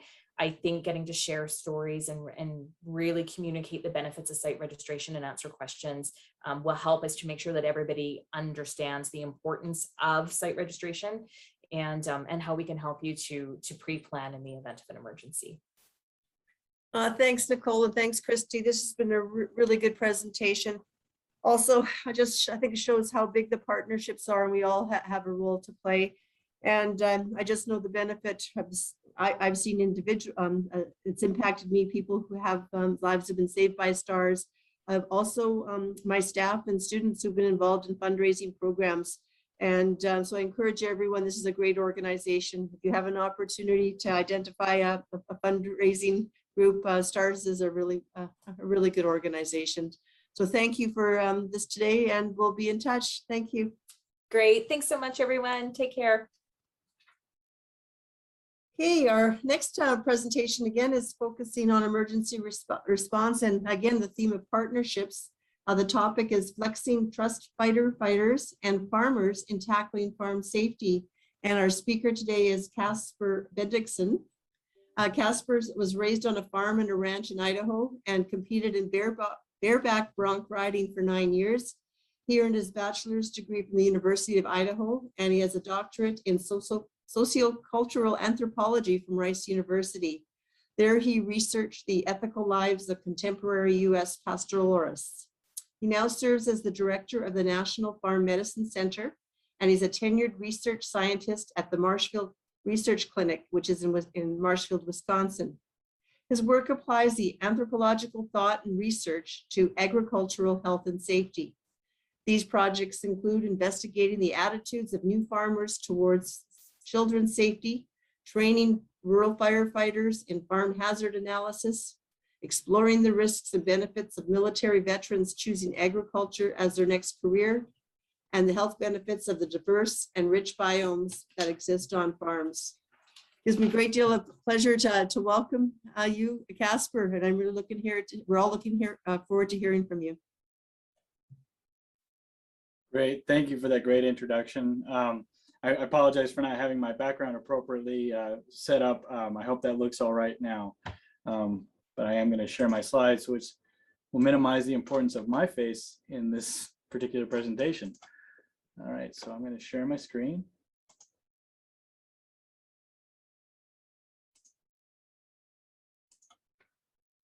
And go into presentation mode. And let's see.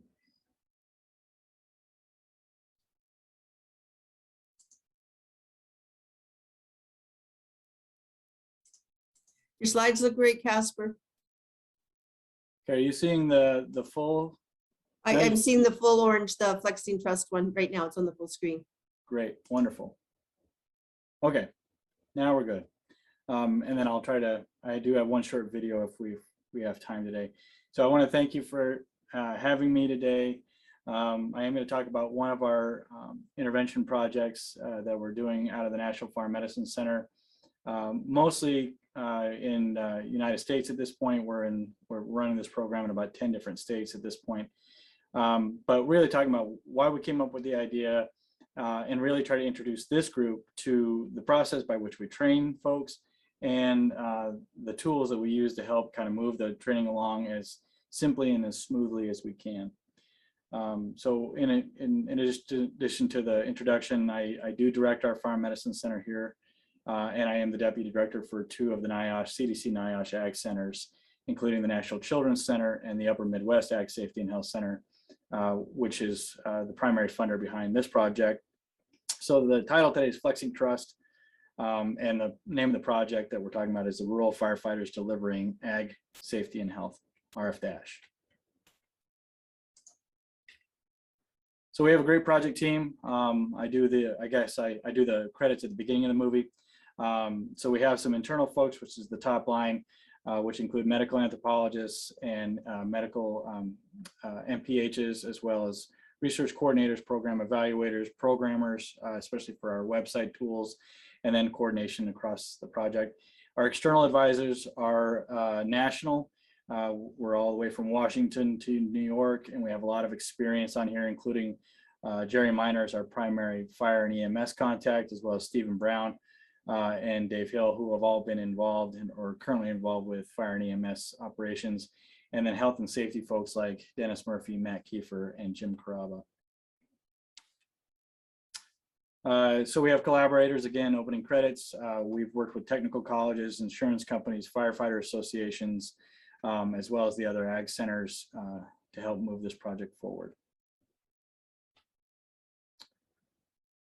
So early on, in a lot of scenarios, when we talk about health and safety on farms, we really talk about voluntary acceptance of best practices on small, medium-sized farms. Large farms often have to meet obligations to federal oversight, so they have different reasons to accept safety and adopt safety. And so what we decided to do is we'd go and ask these farmers, who do you trust enough in your community that you would actually make changes on your farm? And we weren't really surprised by the results. They would say family, friends, fellow farmers. But then when it came to safety specialists or OSHA, those rankings would fall. Extension would kind of waver back and forth.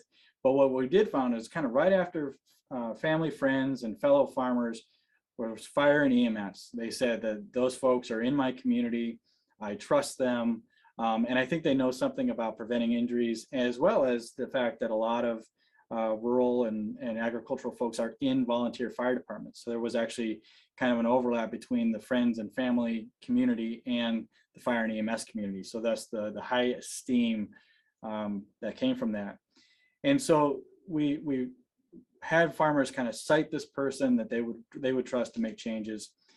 And then we looked at what do they need? What would a firefighter need? And so what we did is we took 30 years of really good ideas of preventing farm injuries. We thought about how would we train a firefighter to embrace these topics and disseminate them. And so we designed a program that would do that. To date, we've done 5 Train the Trainer events. We've trained 70 fire and EMS, as well as 30 trainers in other regions. So this started as an upper Midwest project, but within the first or second year, we were getting phone calls from other states that were looking for something similar. So you'll see here, there's high concentration in some of the primary sites like Wisconsin. New York was one of the first states that called us. And then we held a national training that helped us reach out to these far Western and central states, which I'll go over. So the basic, the nuts and bolts of this program is it's a one-day training at this point, where we have 4 hours in the classroom in the morning and the 4 hours of hands-on training in the afternoon. The 5 modules that we cover during the morning include Intro to Ag Emergencies, Pre-Planning and Mapping, Farm Hazard Analysis, Farm First Aid, and reaching out to the farm community. And without going into a terrible amount of detail, I will kind of highlight that there is some method to the madness here and why we do things in the order we do. We do Intro to Ag Emergencies, but because what we see is that with more years of experience, more people begin to recognize that there is a problem in agriculture in terms of rates of injury, illness, and fatalities. And lots of years on a fire department will expose you to that. And so if you start asking the room, how many have you seen? Someone new to the department may not have seen that many, whereas they may have seen plenty of car wrecks at that point, for example. And so there's like accumulation of community knowledge about ag injuries and fatalities is important. So we get an opportunity for the firefighters to share that with their colleagues from different regions and different stages of their career. We also talk through the national rates. So the idea that, you know, there is a high amount of injury and higher amount of fatality, and remind people that this is a bigger problem outside of just their county or their coverage area, that it's a national problem. And we're talking about not only farmers, but we're talking about kids. So rates like, you know, every week or so, 2 or 3 fatalities for children is really problematic when we talk through this thing. So we really kind of try to open their eyes to the idea of what the problem is, as well as the difficulties for training and preparing for those, because they're low occurrence, high risk. And then we do touch on the community impacts, so the financial impacts of what happens to a community when a farm goes under. And those are really important to know in terms of community risk consciousness. And then we move into a next stage, which is pre-planning mapping. This is usually pretty familiar and comfortable for firefighters and EMTs, because they may have been part of a right-of-way exercise where they planned like a emergency response to a hospital. But farms are private entities, so there's not necessarily a right-of-way. So it's really a matter of getting permission, building trust between you and that farmer, and creating a pre-plan. And this is really vital, one, because we're talking about clearly a dangerous work environment, but the second is that they're all unique. You know, the saying is, once you've seen one farm, you've seen one farm. And so they all merit their own plan and strategy. And so we adopt some of that pre-planning and mapping that occurs in other industries and reflects it towards farms. We do have a free online tool, farmmapper.org. FarmMapper is what we call it. And that's a way of not only mapping hazards that might impede or slow down a response, but also resources that might be useful during a response. So like water, landing zones, things like that. I will say that the other piece of the pre-planning is that it's a fairly altruistic ask of the farmer, right? You're not asking to change how they farm or anything like that. You're asking to create a plan to expedite your response and protect your people from being injured in response to emergency. So you're improving times and responses and quality outcomes, as well as the protection for the firefighter. So usually that's a pretty fair ask for most farmers. They see the value in that. After that, we talk about farm hazard analysis. So once you get the lay of the land, you can probably make a pretty good guess of what's going to cause a major injury or fatality on a farm. Unprotected PTOs, no fences around the manure pond, lots of older machinery without rollover protection structures. So you can imagine what might cause the injury and fatality. So then we move into a hazard analysis. And this is a little bit more uncomfortable because it's really kind of a mode of critique. We're talking about changes that we might suggest. The advantage that the firefighter has is it's third-party advice. It's not OSHA, it's not an insurance company or a bank where there's financial reasons to improve a farm and things like that. It's just really, I don't want to pull you out from underneath your tractor, Fred, that kind of thing. We have another free app called saferfarm.org that helps walk through that. And what I'll say about Safer Farm and Farm Mapper is not only are they mapping and kind of visual websites, but they also provide background on the farm. So you can learn a lot about the farm in terms of who's there, who their electric company is, who their water company is, who their mechanic is. All those things are really useful in a response. The next mode is farm first aid. So then we want to give tools to farm families and farm workers to do something while they have to wait for a response. We know that response rates are lengthy when it comes to rural response. So then we started thinking through how can we give people wherewithal to feel good about what they did while they waited. It also helps punctuate, this didn't have to happen. So let's talk about the prevention activities that prevent the need for farm first aid. And then also, how do you build a relationship with farms so that you can do the program? Just to give you a little sample of some of the tools we use, Farm Mapper. This is an interactive web tool. Again, you can see that we're mapping not only hazards and features of the farm, but we're also mapping helicopter landing pad, meeting areas, different things like that. For an inexperienced helicopter pilot, for example, a manure pit might look like a really great place to land, but it's not, right? So these are the things, and with a coat of snow on there, it looks really flat and really solid, but it's still a manure pond.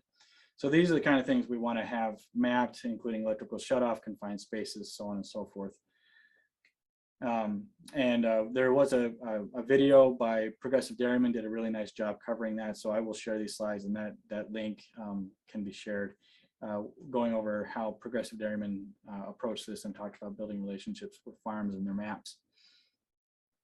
Safer Farm is really, it's an intuitive way to do hazard analysis. The beauty of Safer Farm is that it uses pictures, a simple 1 to 5 scale, and simple descriptions, such that you actually don't have to be a farmer or a safety expert, and you're going to score things really similar to a very experienced farmer or a very experienced safety specialist. That's really the beauty of Safer Farm. It used to be on paper. We still do have paper versions of it. But it's been grown into a mapping and digital format. And what's really nice there is you can add pictures, you can add descriptions, you can highlight things as this is really important. They should be addressed early, and it produces a printable and shareable report that you can freely share with a farmer. We do have insurance companies that have advocated that if they had a farm use this program, they would and made the improvements that it suggested, they would reduce insurance rates. So we're trying to get that industry buy-in on if farmers do take this proactive approach, how do they get rewarded from the different services they have to purchase at some point. We've also worked with Wisconsin EMS Association. We went to one of their conferences, and what I would say is that we did the training there, and one of the things that immediately happened is one of our trainees went out after the weekend training and had to deal with a milk truck hitting the back of a tractor, and it was a fatality. And it was a farmer that he knew. And this particular fire chief normally avoided media, didn't really want to give media the time of day, and didn't want to be kind of a sensationalist talking about these incidents.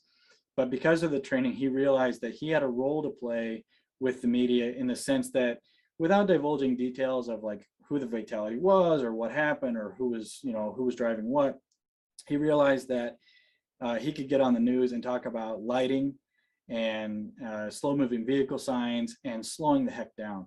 And so because of his relationship with this, he realized that media had a platform. And so we've actually built another module of how to talk to media about ag fatalities and ag injuries as fire and EMS.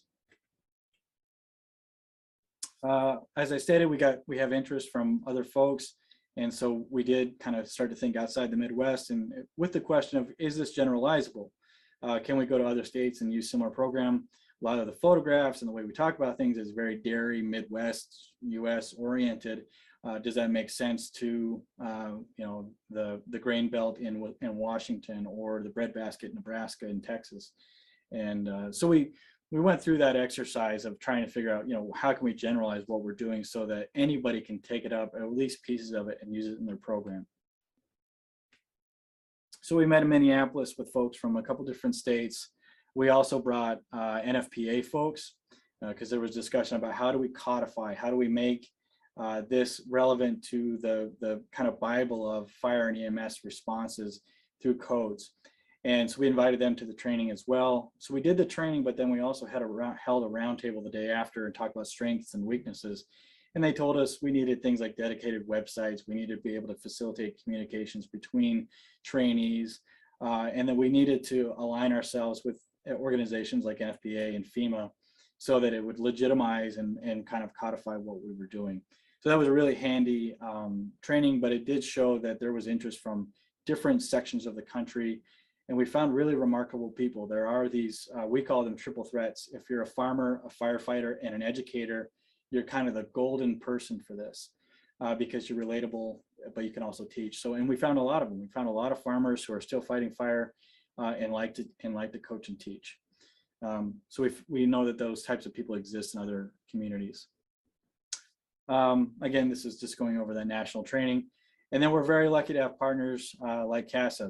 Right now we're talking about, I think we have a meeting next week, talking about what does this look like in the provinces? What does this look like when we take something that is meant for a place with different labor laws, maybe different systems of response, different amounts of people in fire and EMS, different proximities to farms, relationships with farms are important and change depending on what state you're in.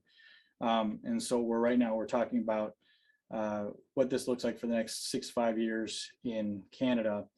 Some of the results that if I have time to share, I don't think I'm going to play the video because I don't want to go over time. But the flexible program is appreciated. The receptivity, there's enthusiasm by fire and EMS. We're very much akin to NFPA standards 1650, which is extrication, but also there's a new standard that has been introduced the last couple of years called 1300, which has to do with community risk assessment and mitigation. So more and more there's dollars tied to funding in fire departments that you have to do more than put fires out, you have to prevent them from happening. And that goes for injury and fatalities too. So this is very much akin to that. And again, that triple threat, finding that farmer, educator. Really positive media. We've been picked up multiple times by ag media. They seem to gravitate towards this as a voluntary thing. They want their readership to know about it. As far as politically and socially, fire and farmers like to talk to each other, and they like to be talked about together. There's some quotes there on the side from our folks. And there is a sense that we're filling a gap in pre-planning and hazard reduction on farms with this program. We have some futures. We're finishing a training manual, a dedicated website, trying to be virtual and flexible with synchronous and asynchronous trainings. We have to get a grant. That's our job. You know, that's the nature of our world. Merging our standards and continuing to improve our websites and thinking through the Canadian version of this is obvious. We've developed materials like this that help kind of explain the program, and we share those freely. Our funding acknowledgement, CDC, NIOSH, any questions? Just don't see any at this point in time, and we're a little bit behind schedule. Casper, I just wanted to say I'm so appreciative of the collaboration that we have. I find in the safety community and in the safety academic community, there's more sharing and of resources and learning from each other.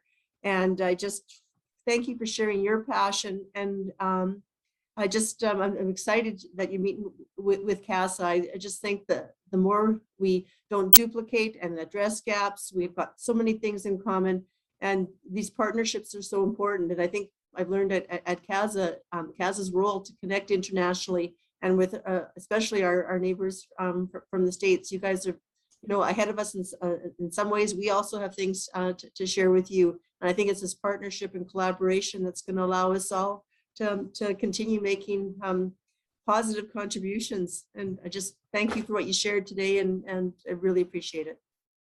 Great. And by all means, I realize I used up all my time. And so if anyone does have any questions, Rob's a great contact. He's probably done the most homework of anyone at this point in terms of what the program consists of. And then our team is always available.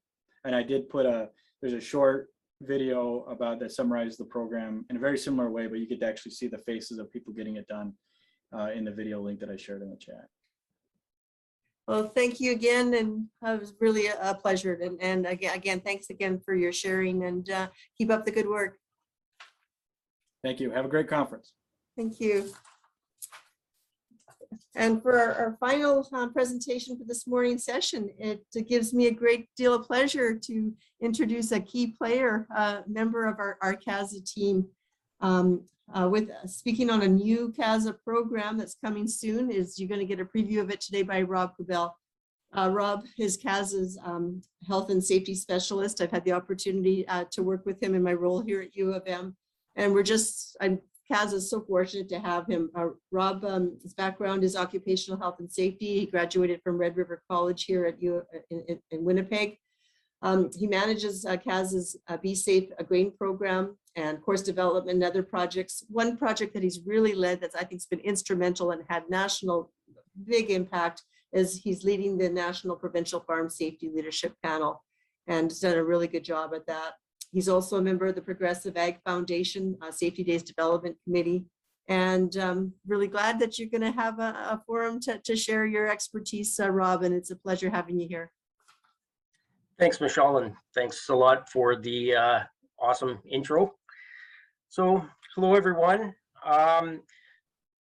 So I'll just jump right into it. So farming can be a very rewarding profession, as we all know, but we also know that farming activity has many hazards due to the wide range of job tasks throughout the year and in all types of weather conditions. So we've seen several excellent examples of these types of hazards in the previous sessions this morning. So there will always be a potential for an emergency or a disaster to occur. So a bit of planning can go a long way. So what does loss prevention have to do with emergency planning on the farm? So a gap in emergency planning or response to an emergency on the farm can lead to, worst case scenario, it can lead to a loss of life. Of course, we can never get a life back once it's lost. So I'll just pose the question to the group. What is a life worth to you? Secondly, maybe less severe, of course, we have loss of property. So that can come in the form of loss of equipment, damaged equipment, loss of buildings, even potentially loss of crops or livestock. Next, we have loss of productivity. That can come in the way of injured workers, of course, but some of the things we don't factor in are replacement or repair of damaged equipment, or even something like improvement or stop work orders imposed by the authorities. So there's a common denominator amongst all of these potential losses. This type of loss also equates to a loss of profitability. And this hinders recovery, as Graham had touched upon earlier this morning. So how can we mitigate loss by planning for emergencies? Number one, knowing how to respond to an emergency can mitigate loss by planning ahead, developing procedures and routines, and training workers. This is not anything new to any of us, I'm sure. That's the magic trifecta of emergency response. But the thing that often is overlooked, and again, I believe Graham touched upon it earlier this morning, is practice, practice, practice. I cannot stress that enough. We can develop the best procedures and routines and train everybody, no problem. But if we don't practice what we're developing, then we're going in a little rusty potentially, and things may not work as smoothly when the time comes that we had anticipated. So that's a general overview of pre-emergency planning. So that being said, we are really excited to announce that CASA will be teaming up with our provincial safety partners such as AgSafe BC, and Coast to Coast is the goal, as well as with Casper, Bendixen and his team at the National Farm Medicine Center to bring the RF- program to Canada as a pilot project. So the Canadian version of RF- has a working title of Pre-Emergency Planning, or PEP for short. That being said, again, the working title may be changed to fit with an upcoming CASA initiative or rebranding potentially of, we're looking to move towards a bee farm safe type branding for all of our programs. Many of you are aware of our bee grain safe program currently. So who knows, this down the road, this program may be rebranded to be called BPEP Safe or something along those lines. And if any of you have any ideas for a good bee farm safe type name for this program, we're more than happy to hear it. Next, trainers will mainly consist of CASA's current network of firefighters from our Be Grain Safe Firefighter Grain Rescue program. These folks are an awesome group of individuals. As Casper alluded to earlier, they are our triple threats. They're firefighters themselves, they're educators or trainers, and many of them are also producers themselves. So they're very up to speed with emergency response, as well as education and just farming activities in general. So CASA is aiming to conduct an initial training session for our PEP trainers before the end of the year, with more training sessions to follow in 2022. And CASA is working on eventually building a network of trainers from coast to coast, including development of a French version of PEP for use in Quebec and other French-speaking communities. So, folks, short and sweet little presentation here, but more information is to come, so please stay tuned. Upcoming information can be found in, of course, the CASA communique. If you're not already subscribed, please do so. That information can be found on our website. And other information will be coming out in annual reports and other specific email updates. And of course, follow us on social media, Facebook and Twitter.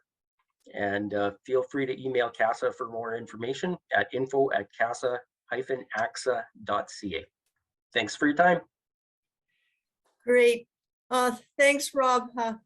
Really appreciate your passion, enthusiasm, and all the great things that you were bringing to CASA. CASA is just blessed to have such a strong staff, and this is really exciting, this new initiative. I'd like to thank you for your presentation and sharing it. I'd also like to acknowledge Andrea and your whole CASA staff team. You guys have put together amazing conference, and CASA's organization is strong as a result of the amazing staff that we have. So I want to contribute, thank all of you for your role of leadership, and Andrea for your leadership in that. I'd like to thank all of our presenters today. We had a great session this morning. I'd like to thank everyone who's attending, and to remind you that we'll be taking an hour break, and that we'll be starting again at 1 p.m. this afternoon, and you can use the same links. I'd like to acknowledge and thank our sponsors, and with that, I think we'll end the morning session, and we'll be back at 1 o'clock. Thanks everyone, and have a good break. Okay, we're going to get started here shortly. Welcome everyone back to the day 2 afternoon session of the CASA conference. Safety is our standard. My name is Karl Klatzweck. I'm with CNH Industrial, and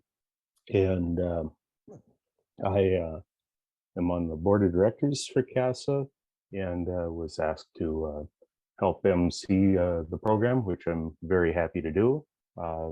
It's really been a challenge over the past year and a half for all of us, and what's really exciting is we were able to do a very smooth transition of our leadership from Marcel, who's taken retirement, and welcoming Andrea on board as our CEO, and the seamless work that the staff has done to put this conference together. A lot of good content, a lot of good questions, and interaction here. So just want to again welcome everybody back, and of course the content of the CASA conference is based on the CASA vision, which is a safe and sustainable agriculture where healthy Canadian farm communities thrive, and supporting our mission to engage with community partners to promote safety and health in agriculture by providing leadership, support, and resources. So with that, before we dive into the program, a little bit of housekeeping here. Certainly want to acknowledge our sponsors here. Our presenting sponsor is TC Energy. We'll hear from them shortly. Our conference investor is John Deere Canada. Conference supporter, Safe Work Manitoba. And a special thanks to the Canadian Agricultural Partnership, a federal, provincial, and territorial initiative. Just a reminder that your microphones and cameras are disabled. And if you do have any questions anywhere during the presentation, please type those into the Q&A feature. We'll be monitoring the questions and do our very best to answer them at the end of the presentation. Another feature of our program here is there is simultaneous interpretation offered, as some of you would prefer. go down to the bottom of your screen. There is a globe symbol there, and hover over that. And when you select that, click French if you prefer the French language translation. All presentations will be recorded and shared to all registered delegates following the conference. So just a reminder with that. So let's begin here. As I mentioned, one of our sponsors is TC Energy, who is our presenting sponsor at the conference. We have the first line on the ice, if you will. Colleen Goertz, Adam Schnell, and Karlee Jenkins from TC Energy, and they're going to present to us safety culture within TC Energy. So just a little bit of background, and then I'll turn it over to our presenters here. Colleen Goertz is manager of the corporate safety culture team and has been leading the charge toward a robust, world-class safety culture at TC Energy for the last 4 years. Her team's efforts have made the drive for safety excellence a topic of conversation from the tailgate to the executive boardroom. Also, as someone who grew up on a working farm near Cardiff, Saskatchewan, she knows how safety culture is critical to families working and living in that environment. Adam Schnell has been serving as part of the safety culture team since its inception. Adam has played a pivotal role in the communications and training aspects of proliferating this culture at TC. With a background in communications and teaching, Adam brings a spark of creativity to the team every time he delivers a training session or pens an article. And welcoming Karlee Jenkins, who is a senior safety advisor with the corporate occupational safety team and brings a wealth of field knowledge to the table. Working in conjunction with the culture team, she helps to ensure that the message remains relevant from the office to the trench. As a curator for TC Energy's high potential incidents, she's uniquely familiar with all manner of industrial and construction hazards and how to avoid and mitigate them.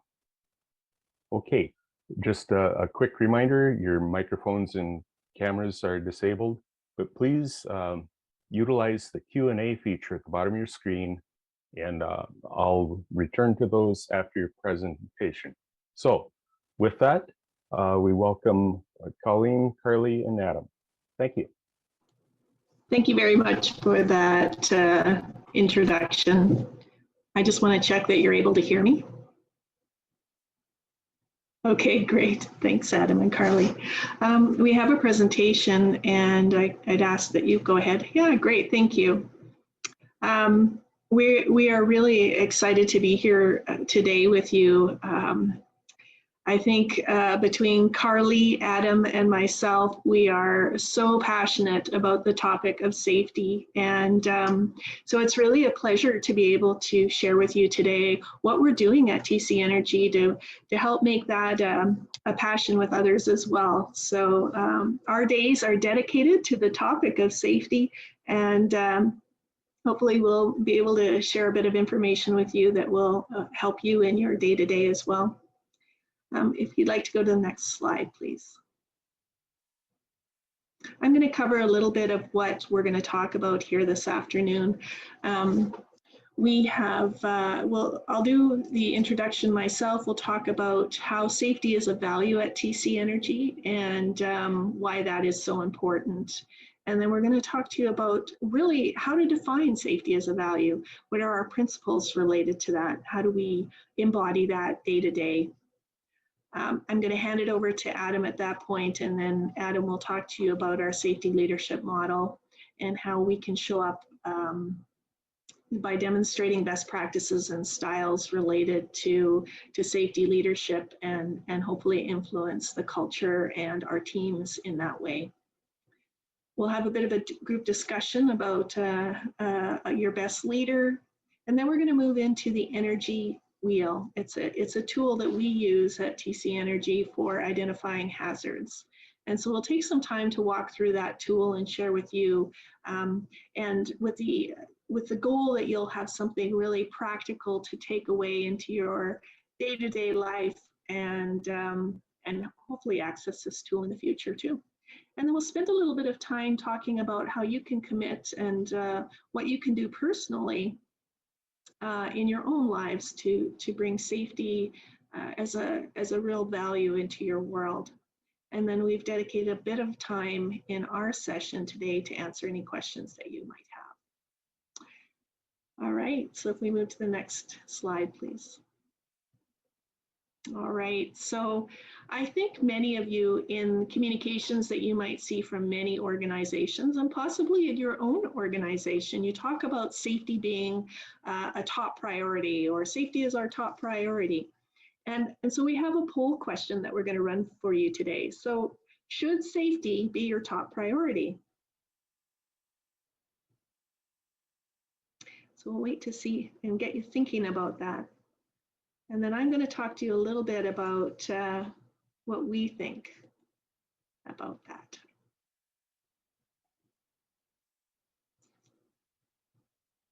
All right, so are we seeing any of those results coming in yet?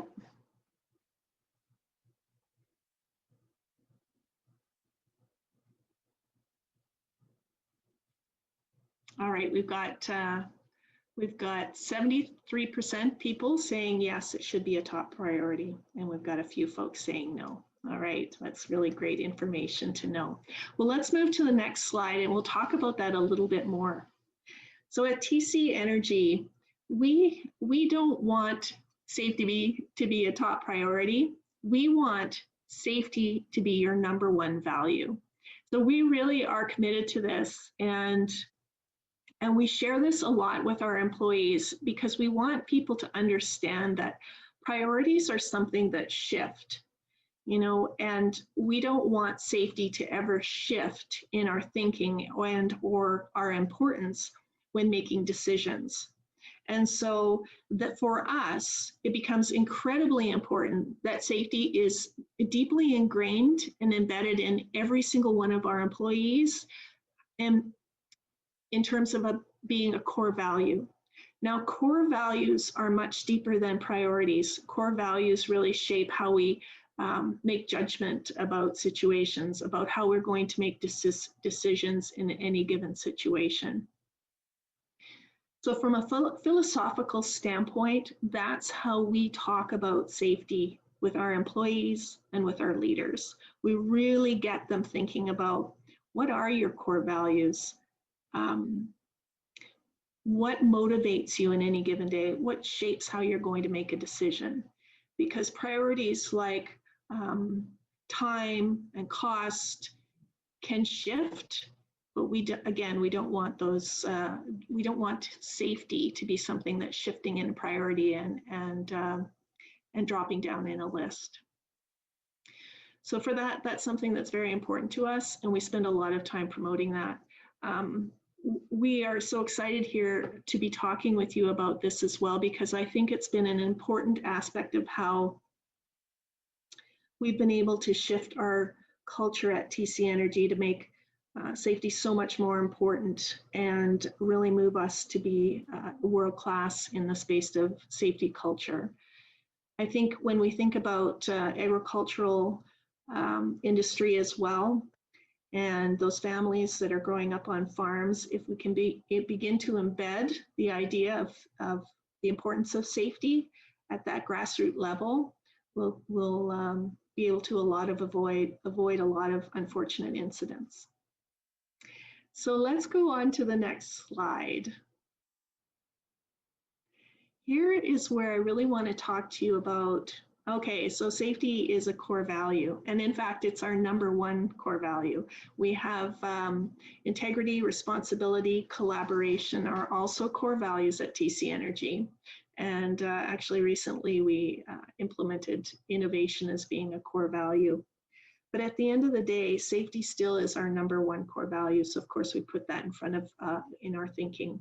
So we embed it in everything that we're doing, all of our meetings, our conversations, we're talking about safety. In fact, we start every meeting at TC Energy with a safety moment. So here is where we've spent some time and effort to define what it means to live safety as your #1 value. And we've been very deliberate in that we've broken those down into 5 tenets, and the 5 tenets are quite simple. So it's something that you can start to embrace and think about in your everyday actions. So at the very core of culture, culture is established by attitudes and beliefs, and it's how things get done around an organization. So one of our first core value, our first tenet related to safety is that we believe zero is real. So what does that mean for us? What does it mean to believe that zero is real? Well, we believe that all harm, loss, and incidents are preventable. And so we think that's an important goal to have, is that we start every day, that we start every project, that we start every task with the idea that we can get through that work and through that day safely and with no incidents or any hurt or loss. Because really we want to make sure that people are going home to their families safely every single day. So we start out with that attitude to begin with, that we believe all incidents are preventable. And then we also have a tenet of do it right. So what we think about when we think about doing it right is that we know that today's quality is tomorrow's safety. So we want to do a quality job every single time. We want to do it right, do it correctly the first time so that we're not being exposed to rework. And we want to ensure that we've got a high quality product for ourselves and our public as well. Another primary tenet related to safety is that we take action. And this is important because we want all people to know they are empowered and have the authority to stop any work or any activities that we see unsafe actions or behaviors happening. And not only that we expect this at work, but we'd like our people to feel abled and confident to take that into their home life as well and into their community. It takes a lot of courage to stop work or to stop anything that's going on and have a conversation around how we could be conducting that work more safely. And so that's a big part of what we're doing with our people, as well as helping them to feel capable and competent in having conversations related to safety, so that it's just a normal course of how the day goes on. We also look at learning as being fundamental to how we can live safety as a core value. So we want to be a learning organization. We want to be continuously improving. So we need to reflect on work that's happened or situations that's happened and learn from that. What could we do better, or what went well, and how can we build on that? And then we want others to know about what we're learning within our organization and externally as well.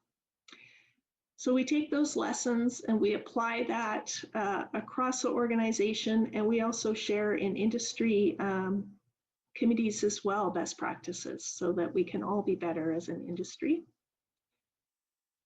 and with other organizations. Now, finally, our last core tenet, or last tenet related to our core value, is care and protect. And this is really close to my heart because as an organization, really nothing is more important than the well-being of our people, the communities that we live and operate in, and the environment. You know, of course, we're a business. We have pipelines to operate, natural gas to move. We have shareholders. But at the end of the day, people, the public, is more important than any of that. We want everyone to go home safely and be safe. And we put a lot of effort and thought and care into making sure that we are conducting our work in a way that will ensure that well-being of people and the environment. So this is how we talk about safety at TC Energy. This is how our employees are educated around how to actually go out and live safety as a core value. And we wanted to share with you that because we think it's been quite effective at influencing our overall culture at TC and our performance related to safety. So with that, I'm going to hand that over to Adam, and Adam's going to talk to you now about our safety leadership model. All right, thanks, Colleen. We'll move on to the next slide, please, Ron. All right, well, thanks for having us, and thanks, Ron, for helping me go through the PowerPoint and clicking for me. Sorry that I'll have to verbally cue you because I have a whole bunch of these, and it's going to come pretty fast. What I want to tell you first, though, is exactly why I would show you this slide, why I'm going to show you the next number of slides, and that's to show you some of the rigor that we have behind the safety culture and why it is that we teach what we do to all of our people. We had a company called DECRA come in and consult us about our safety culture. Now, this company has been operating by that name and another name before that for the last 100 years or so. And they've been in heavy industry, in all sorts of industries that have much inherent risk, where you just know that there's the possibility of high potential incidents. And what they did is they studied what these companies have in common and what it is that is separating some of those ones that seem to go for a long time without incident, or more importantly, a long time without serious or major incident. And what they found is that safety culture is the thing that changes it. It's not necessarily that people have great policies and procedures, though they do have those, but most people do have all those things. Most companies do have some great processes and procedures, but what separates them is a mindset, is the way that all of their people come to work every day. So what I want to point out is we have if you look at the little circle sort of on the left-hand side there, we look at trying to create that personal ethic of safety in all of our people. And that's sort of the foundation. And I know, Colleen talked about how we say that's a value and not a priority. And if you think that that's a little bit of a semantic separation, it's really, really important. Words matter. Priorities change based on, I'm not heavily involved in agriculture, but I know that weather changes what priorities are on a given day. A hot, dry, beautiful day is a great day for haying. That cannot change. That can change the priority, but it can't change the ethic of safety, that we're going to go out and do the work in a safe manner. So we try to change that personal ethic. Then we try to help people change the way that they're behaving around others, some of their character. That's the transformational leadership styles that we have in place. Then the leadership best practices. Those are some of the things that people do day to day that make them good leaders. And organizational change is what happens when you have the whole company, everyone with that ethic and acting and behaving in these ways. And when we talk about leadership, I do want to make sure that I stress, we don't just, yes, we do have sessions that we teach with all of our leaders at TC Energy that show them this model, that explain this model and why it's important. But when we say safety leaders at TC Energy, we mean every single person who works for us and with us, right down to contractors, is we say that everybody can be a leader in safety, and we uphold these leadership styles. So what I'm going to do is just run through quickly all of these little elements that make up this thing. I don't expect that everyone is going to remember all of these things, but I just want to show you some of these workings behind what it is that we're teaching at TC Energy. So if we go to the next slide,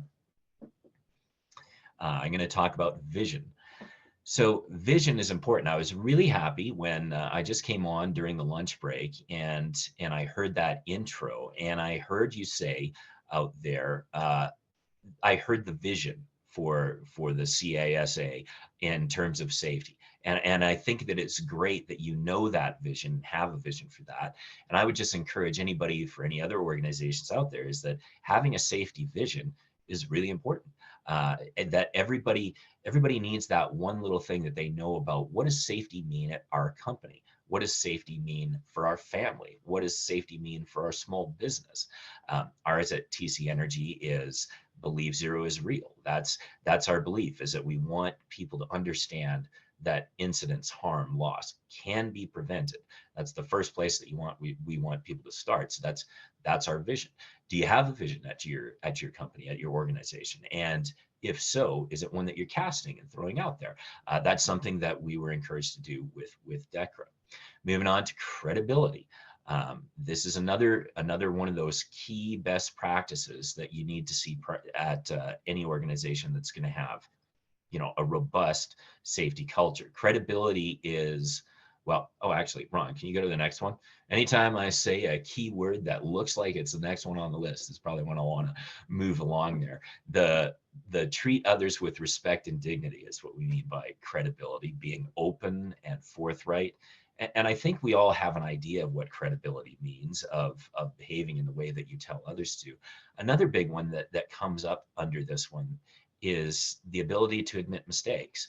If you're going to be a safety leader or a leader in any way, one way that you can get credibility is when you have made an error, made a mistake, admitting it to those around you. Having that sort of vulnerability is something that creates a culture where others feel that you are credible, and it helps build that credibility. Action orientation. This is another big one for us, that what we do is try to find a way to take action for safety. So, of primary importance to this is not being reactionary to incidents occurring. We do have emergency management teams that swing into action when something goes wrong, and I'm sure that you and your organizations have all sorts of things like, if this happens, then this is what we do. But action orientation is that part of the equation where you say, what can we do to get ahead of incidents? What types of things do we have in place? Of course, stop work authority is one that we talk about. As soon as someone sees that this isn't right, that we shouldn't be moving forward, that there's a problem, that we haven't taken care of this hazard, mitigated it, stop work, back up and reevaluate. But another is, you see it, you own it. If you see something wrong, say something about it. But one of the ways that we've worked on this at TC Energy is through something, called a shares program. Maybe not, it's not something that we work at necessarily at every organization, but what we do is anytime we see an incident, whether it's at home, whether it's at work, we have a means of reporting that then gets pushed out to others in the company so that they can learn about it. And it's one of the ways that we take action for safety. Even when we're working in an office. In the field, it can be, maybe it seems a little bit more direct and concrete, like you see the potential for a fall, and so you put up a barricade. That's taking action, absolutely. And so there is that aspect of it. But the growth of knowledge that can happen in the rest of the office and reporting, that's one of the things that we do that we really think is going to set us apart in terms of taking action and having action orientation for safety. Communication. Communication is another best practice that we try to, we as a company, we obviously have a large number of people to communicate to, so we communicate widely in that way. But in terms of a smaller organization, what we would be, saying with this is, be as open in communication as you can. Tell people the things that you can. Be collaborative in talking about things, and make sure that people understand they have a safe atmosphere to bring things forward. Something that we focused on a lot more lately at TC Energy is this idea of psychological safety, which what that means is, do people at your organization have the confidence that if they come forward to talk about something like, I've seen this safety issue, we haven't been addressing it in the past, and I would like to bring it up. Do they feel safe in doing that? Do they feel like they'll be heard and listened to? Do they feel that action will be taken based on what they're saying? Those are important things to have, and that's why communication is one of those best practices. Collaboration. It's been shown time and again that the best leaders are people who lead from a legislative sort of a place, people who bring together people from multiple opinions, so that when they make a decision, people feel like they were a part of that decision. Collaborating on creating safety procedures, safety policies, even if it's just like, we do this at a very high level at TC Energy in terms of we have thousands of people coming together to work, but collaborative safety conversations can take place between, you know, for example, father and son. I mean, me and my dad are out doing ranching type activities all the time, and I work at a company now where safety is a value. And so we have different ideas about what is a safe way to approach project, very different ideas. And what I always try to do is initiate that collaborative sort of a space at the beginning to say, let's agree on the things that we're going to do and that we're not going to do, and talk about the way that we're going to go through this procedure. And when you get that commitment from others, then you have a way to come back to something and say, remember, this is how we're going to do it. That collaborative approach gets more people on board. Feedback and recognition. This one is something that we've focused on quite a bit, just even in the last 4 years at TC Energy. There's always been a way at TC Energy for you to tell your colleague that they did a really good job, or that they did a great safety moment or something like that, beyond just verbally saying it, which is a best practice we should all engage in. There was a formalized way of doing it where you could send them something we called a spotlight award. But recently we've decided we need to come up with something that really puts a spotlight on some people for some amazing safety activities and safety initiatives that they've driven. So we have one called the CEO Zero is Real Awards. And what that means is that from the top down, safety initiatives will get recognized. It's quite amazing when you see a really great safety initiative launch and see it get recognized from the highest levels of the executive. That's the kind of thing that brings safety to everyone's attention, that shows them, wait a second, this is important to everyone in the organization, not just in the field, but in the office, everywhere that we are working. And it's recognized by, you know, the leader of the organization. So it's important to celebrate safety accomplishments, to publicly recognize people. And of course, there's the other side of it too, is feedback and recognition is not always completely positive. It's important to understand that people need feedback when they're performing in a way that isn't so safe, right? Like, we also need that aspect. But you're going to find that you're going to drive behaviors and mindsets a lot better when you focus on giving recognition to the great behaviors that you're seeing in the organization. And then accountability. So one of the things that I do whenever I make this presentation, I make a larger version of this presentation at TC Energy, is I ask, you know, who is it who's accountable for safety at TC Energy? If I'm in a room of 200 people, generally I'll see 200 hands go up, and I'll have people say, me, you know, like I'll hear a reaction to that. I feel like at our organization, there's a really great buy-in in terms of saying, you know, who is accountable for safety at TC Energy. I love that about my company. One thing that I do sort of push back to people, and I say, okay, we all just confessed that we have accountability for safety at TC Energy. What are you doing for that? What is the action that's associated with that? I think most of us have an understanding of what the word accountability means, and it's not passive. It's not inactive. It's something where you actually need to do something. So I will say to folks, I just listed previously 6 things that we have as best practices. Are you doing these things for safety?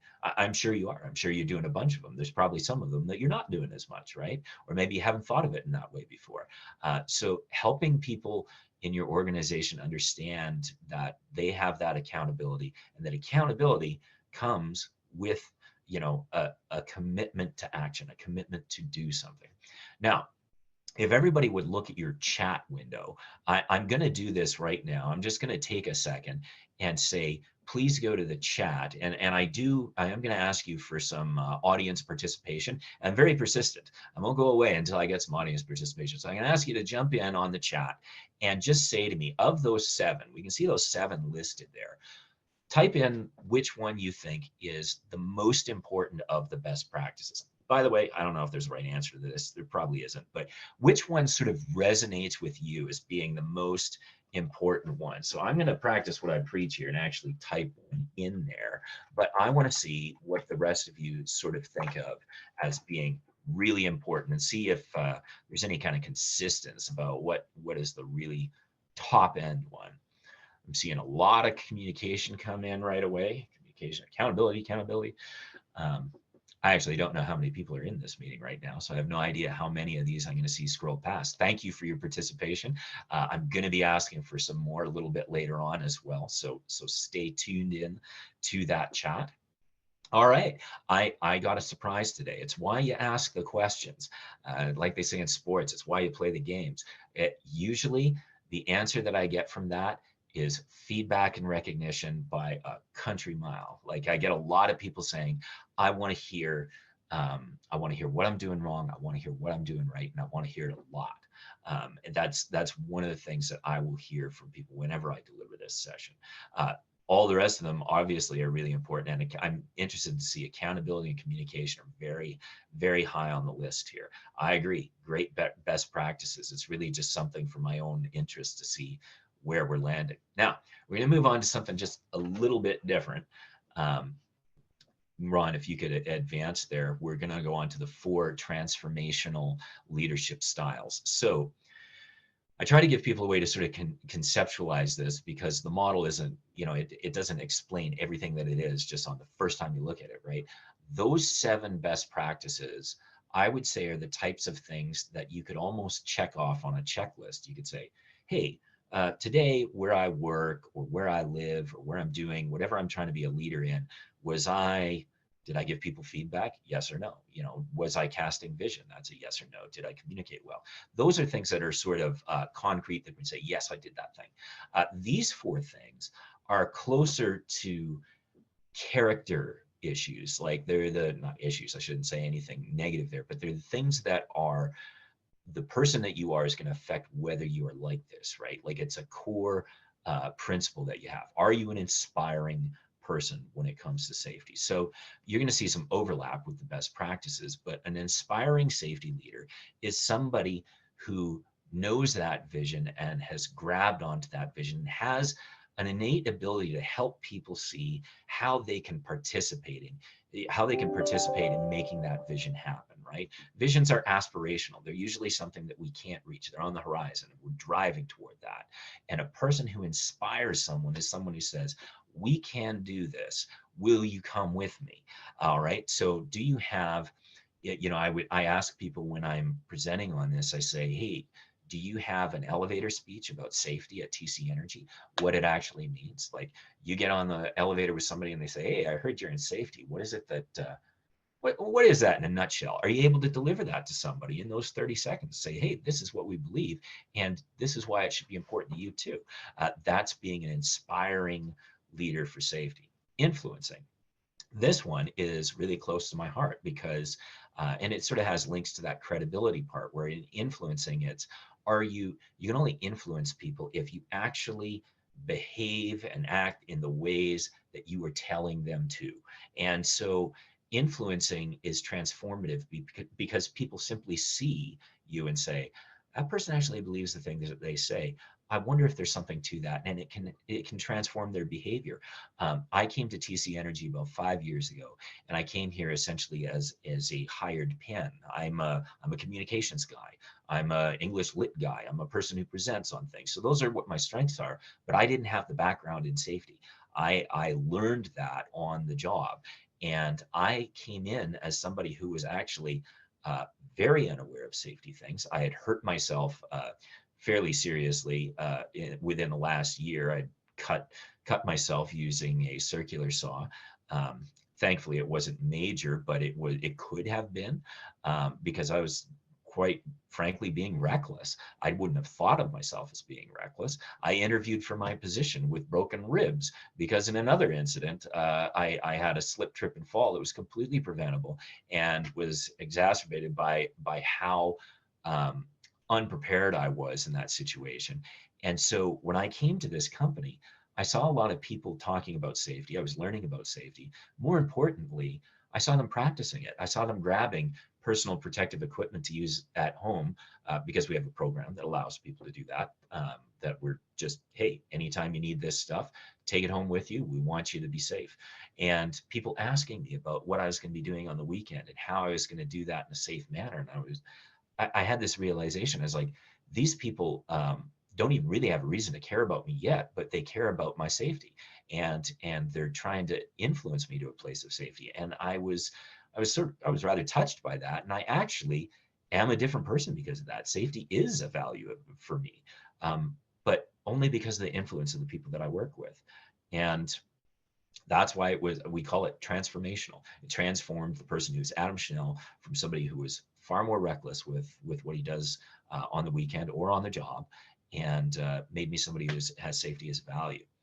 Challenging. So challenging people is not always as in your face as maybe that word sounds, but it is about saying, wait a second, just because we used to do things this way, or we've always done things this way, does that mean that we should in the future?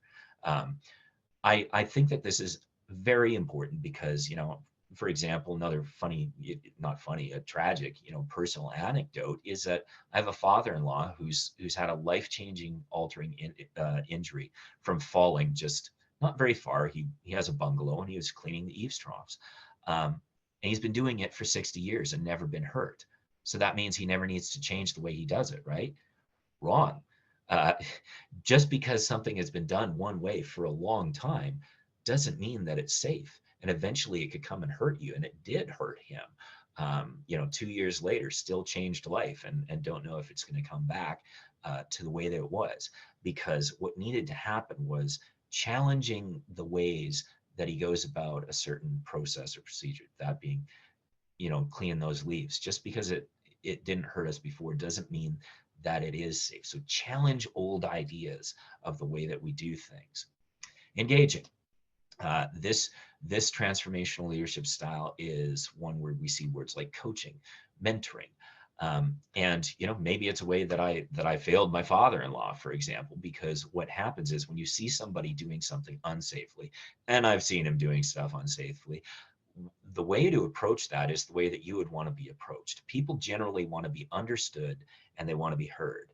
So I should have said, hey, Keith, when I see you doing that, I'm wondering why you're going about it in that way. And he might give me some reasons, and I'd say, well, what about these hazards? Have you thought about it? And he might give me some of these reasons why it's okay.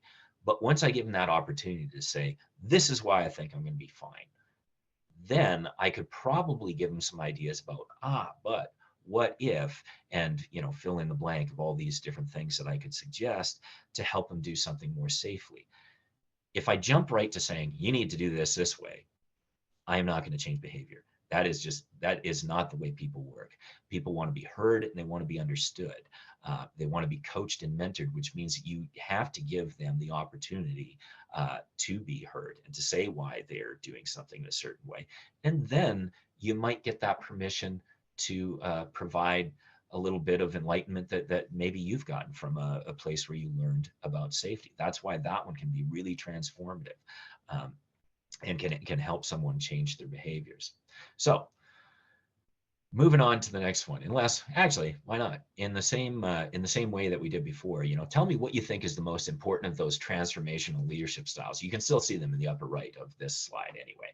So type in the one that you like best, that you think is going to change people the most if you could be really good at it. I know what mine is. I already said it, though I spelled it wrong.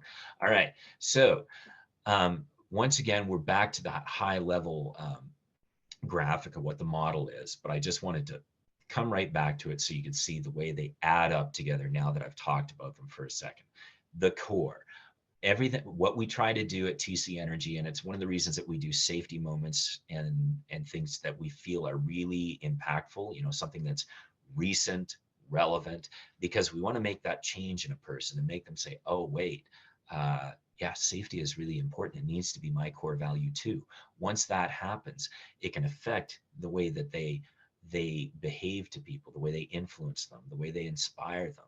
It can help them to daily be somebody who's practicing these best practices, the communicating, the feedback. And then what you have is that outer ring of a changed culture. Again, this is something that we didn't, if you say, wow, that's really bright. Well, DECRA came up with it. They have this model. We worked with them, consulted with them, and we realized that they have gotten so many good results over the decades and last century that we were like, this is the model that we want to go with to try to change our culture at TC Energy. And we've seen immense change in people's awareness of safety and adoption of safety as their value.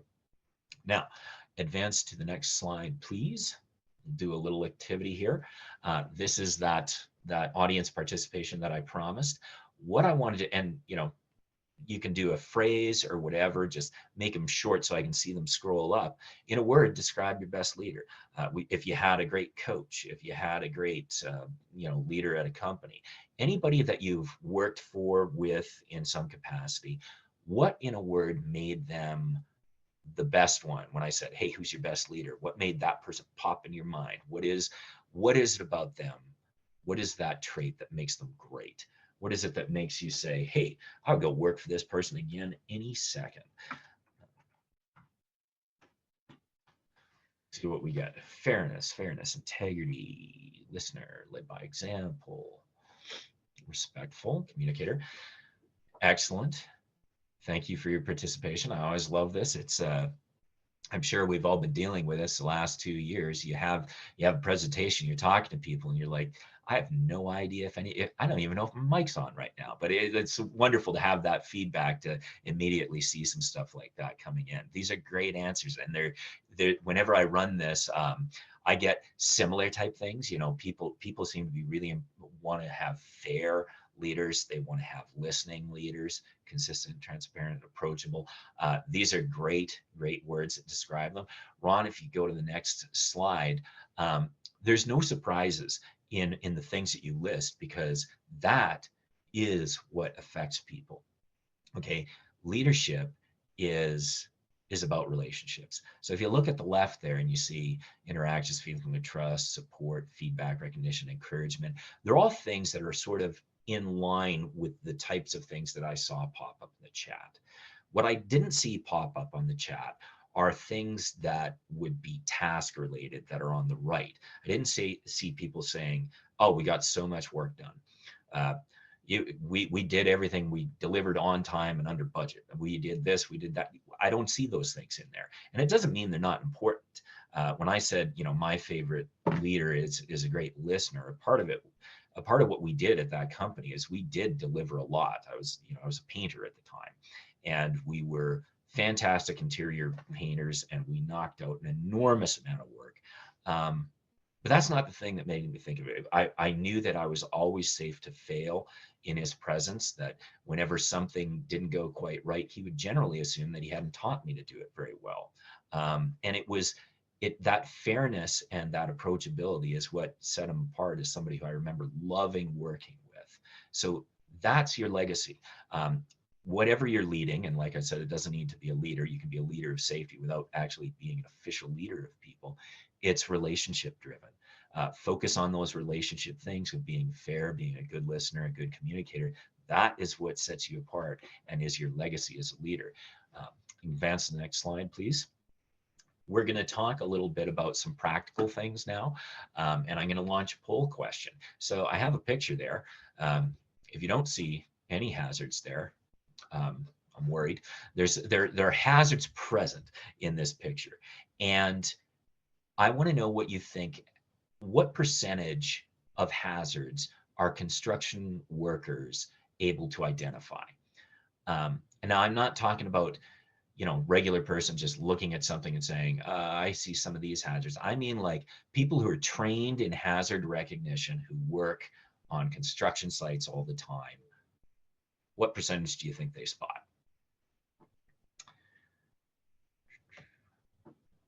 All right, Ron, just let me know as soon as we have a list of, I don't know if it's popping up or not because I'm not seeing the chat yet, but I'll give you another 5 seconds to answer, and then we're going to show you the answer. All right, so 70% answered. Okay, go ahead and advance the slide. It's distressingly low. 45% of hazards are identified by people who are professionals at doing so. This should be very worrisome when you think about it, right? That leaves 55% of hazards, like literally more than half of hazards yeah, please share results. Sorry, I should have said that. Yeah, share results. We'll see where they all landed. Most people landed at 65%, some at 85%. And okay, well, yeah, somewhere in the range of 35% of us are overestimating. No, sorry, 65% of us are overestimating how much we're able to see. So that's problematic. So what we've done at TC Energy is said, what are we going to do to address this problem? How can we get better at identifying things? If you advance the slide, Ron, we'll talk about some very practical ways that we can become better identifiers of hazards. So this is the energy wheel. I'll get Ron to drop a link to it in the chat, and then you'll be able to grab a hold of it. Not our particular version, but you'll notice as I say this, that we tend to look for really smart people in the industry and work with what they have. This comes from an organization out of Colorado that have some amazing safety initiatives and safety resources. And they have something called the energy wheel. It's 10 forms of energy that might hurt a person on a job site or at home for that matter. One of the reasons I love this is that I'm an office worker, so I don't walk into, into dangerous situations every day on a job site. But on the job site, they use this and they go through a situation. They say, hey, what of these hazards could hurt us? After I do this presentation, I generally find out that the stickers have been put up in garages or, in workshops and things like that, in people's homes. One lady told me that she put it on the guard to the PTO shaft because her husband keeps trying to take it off because he wants to work with it and not have the guard on there. I was like, well, that's a great place to have it then. So advance the slide and we'll just talk about a couple of these. And Karlee is going to jump in and talk about the first hazard that you want to be able to spot on a site, not in any particular order, but the first one that we're going to go with. Karlee. Thanks, Adam. Hello, everybody. Again, thank you for having us here today. So the energy wheel, it was a bit of a challenge to really adopt, but once you got the concept, it really is truly a useful tool. So when it comes to gravity, it's the force of the earth, right? What goes up must come down. So things like old buildings out in the middle of the field, that is a gravity hazard related to it. When you're working at heights, making sure that you're tied off. So it's really important to recognize this when you're on the ground as well. It's not just when you're working at heights. All right, next slide. Karlee and I are just going to alternate as we go through each of these hazards. I usually, I do a lot of pipeline type related pictures when I do this at TC Energy, but I've switched up some of the pictures for a more agriculture related thing. And when you look up what is the most dangerous thing that can happen, tractor rollovers come up, and apparently it has been for decades and decades, one of the most dangerous things that can happen in our agriculture. And so when we talk about motion, motion and gravity are related, and you'll see overlaps in all of these.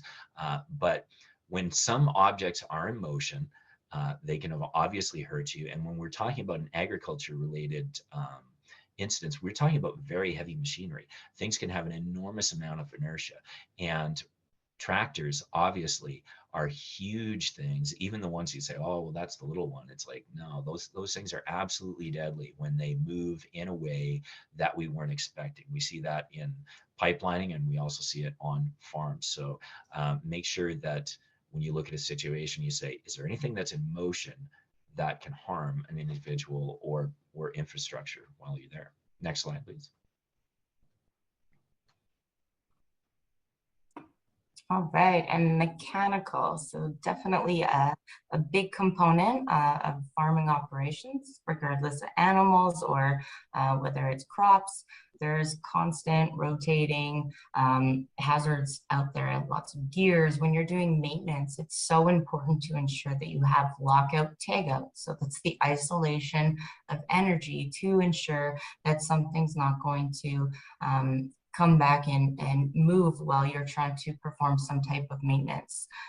Conveyor belts, making sure that you have your guards on hand tools like grinders. Those guards are there for a reason, and ensuring that anything that comes equipped with a safety device, those aren't removed for ease of use, because sometimes they can get in the way when you're trying to perform an activity, but they're there for a reason. It's important to keep that in mind. Those spring hinged gates, those can sneak up and get you without really realizing, and making sure those pinch points are also flagged. Even things like the line tape, that bright fluorescent tape you can get, even if you just tie that around something that might be a pinch point, it could deter somebody from accidentally getting tangled up in it. So next slide. All right, electrical. Often when we talk about electrical hazards, we will be looking at, outlets and any manner that you're trying to access energy. But of course, one of the things in agriculture that is very common, if you Google pictures like this, you can see thousands of them. And overhead lines, incredibly dangerous. I know that, even Colleen, my colleague Colleen, knows of an incident that occurred just within the last, I think, 12 months to somebody near where she is. And it's like, these are the types of hazards that you absolutely need to watch. It was present in that picture that I showed before when I said, hey, we're going to talk about identifying hazards. Well, in that picture, what was there? There were overhead lines there. There was, there was PTO shaft there. There was an enclosed space. This tool is about saying, look at every type of hazard energy that's out there, and this one's electrical, and saying, is it present here? Is it a danger? Maybe it is, maybe it's not. But if it is, how are we going to mitigate that? Moving on to the next one. And pressure. So similar to what Adam just said, there can be underground electrical lines, but also underground pipelines. This picture is, it's scary, but it's real. So when you think of, if you're putting fence posts in, and maybe, the land has been in the family for years and years and years, but if there was some sort of a pipeline maybe installed that you're not aware of, or if it is new land and you're not aware, we have the 811 or click before you dig process to ensure, because if you hit a pipeline, a pressurized cylinder, clearly by that photo, tragedy can strike. Another thing to consider is the propane tanks and acetylene tanks, oxygen tanks, making sure those are properly stored. Even if they were to tip over and they hit a pebble that's on the ground, you can end up with a catastrophic event. So it's really important to make sure that when we're handling, we have proper and safe storage for those compressed gases or anything under a vacuum. Next slide. Temperature. I get cold just looking at this picture. This is the kind of picture that you can feel. It's definitely, you can obviously have temperature hazards when working around machinery that are excessive heat, that are burn hazards. I chose this one because I think in agriculture, especially, you see this as a hazard quite often. My wife grew up with somebody who she lost her foot and a part of her nose to frostbite going out on a day like this, not realizing, because it sneaks up on a person. That hazard is one where, is my foot cold or is it numb? I don't know right now, right? And as soon as you don't know, you could be in a lot of trouble. So that's one thing to be looking at. Again, whether it's hot, whether it's cold, look at a scenario and say, is temperature something that I need to worry about when I assess, when I do an assessment of how to do this job safely? Next slide. And chemicals, definitely another big component for the agricultural industry. There's not only just things like pesticides or something that we're purchasing that comes with an SDS sheet that you can read and understand how to protect yourself and wear the appropriate PPE. But there's also things like manure pits. They actually release hazardous gases that can cause asphyxiation or other issues. It's very important to make sure that you're properly labeling if you're transferring chemicals from one container to maybe a smaller container. Having, again, proper storage, very important. Welding fumes, that's actually a chemical that is a carcinogenic. So it's really important, you know, that you're properly storing that, you're keeping it out of, you know, maybe children are out and about playing around and they could come across that. So the proper storage and proper labeling so that people know what is there, that's critical. Next slide. All right, biological.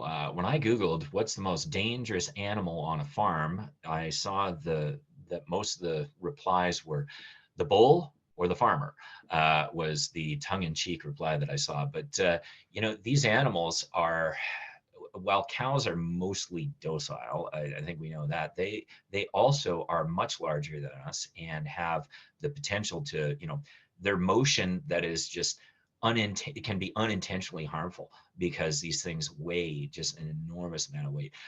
They can also get defensive if they're young. They can get defensive. They can get very amped up. So, you know, animals like that, you know, obviously biological hazards pertains to any sort of biohazard when it comes to, you know, fluids like bodily fluids or animal fluids or anything like that. But when it comes to agriculture, it becomes it's a lot easier to think of some of these things because you have, you know, livestock around that can be harmful to a person as well. So looking at a situation, is there a biological thing, be it bacteria, virus, or something much larger like cattle?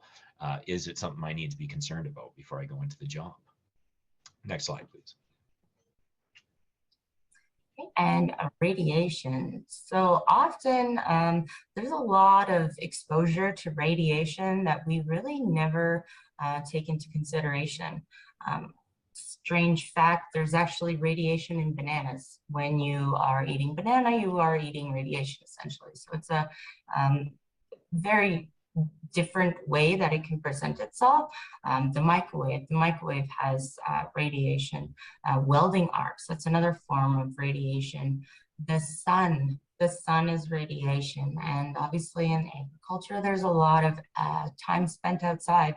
So making sure that you're protecting your skin, you know, it's with you for a really long time and you got to take care of it. So ensuring you have SPF and protecting yourself from that, and you're wearing appropriate PPE for your eyes when you are when you're welding, and you're wearing gloves. So when you're touching things, you're not absorbing it through your skin. So there's a number of ways. Radio frequency, listening to the radio, that is a form of radiation, not to the level in which it's going to cause harm, but when you have multiple exposures from multiple different activities, you never know if it could have some negative effects in your life. So it's important to be aware of that. Next slide. All right, finally, this is the last energy hazard that we'll talk about is sound. This is one that, oh, I can't believe how many times my father-in-law comes up, but he grew up on a farm. So it's something that I hear a lot of farm stories from. One of the things that I've noticed about his stories about farm and many stories about farms is everybody has a tractor or two, and often you'll have like the A game tractor, but usually there's at least one or two tractors kicking around that are a little bit older. And he had one of those that he used to drive around that had no muffler on the thing, and that is amazingly loud, and he had to do a lot of long work with it. It was before people really tended to think all that much about protection. And I mean, he has permanent hearing damage from that, where it's some of those low frequencies are just absolutely gone for him. And his is not a unique story. I mean, there are so many people who are of that age who've lost a lot of hearing because there simply wasn't that much awareness around it. But are we necessarily all that much better now? I think we are, but a lot of the time we'll just say, well, the job needs to get done, and I don't have the stuff with me right now, so I'm just going to go and do it. There's probably none of us who haven't done that from time to time. It's something that I've only just recently become much more, I don't know, forceful about, and that's that, you know, when I said I get together with Dad to do a job, he was on chainsaw and I was on splitter, and I didn't have any ear protection. I was like, I can't do this until I have that. And thankfully, one of the guys had something in his truck. He had a set of muffs, but it's like Karlee said about skin, it's going to be with you a long time. The hearing is going to be with you a long time. And the sad thing is it's always deteriorating, even if you're taking care of it. It's one of those things that just gets worse over time, no matter what you do. So there are so many things in agriculture that can take away your hearing, be it the tractor, be it any number of the hand machines that a person is using. It is just endless. So always having that stuff around, the PPE, be it earplugs or ear muffs, or some things are loud enough that you really ought to have both. That's out there too. If you hadn't heard of that before, make sure that you double up when you're using those ones that are up in the really ridiculous ranges of 150, 160 decibels.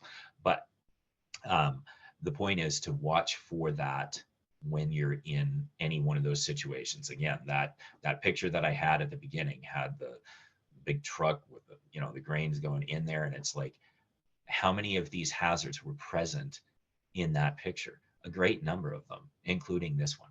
And so we give people that energy wheel that just gives them a visual, and you're able to then look at it and say, here's my situation. Gravity, yep.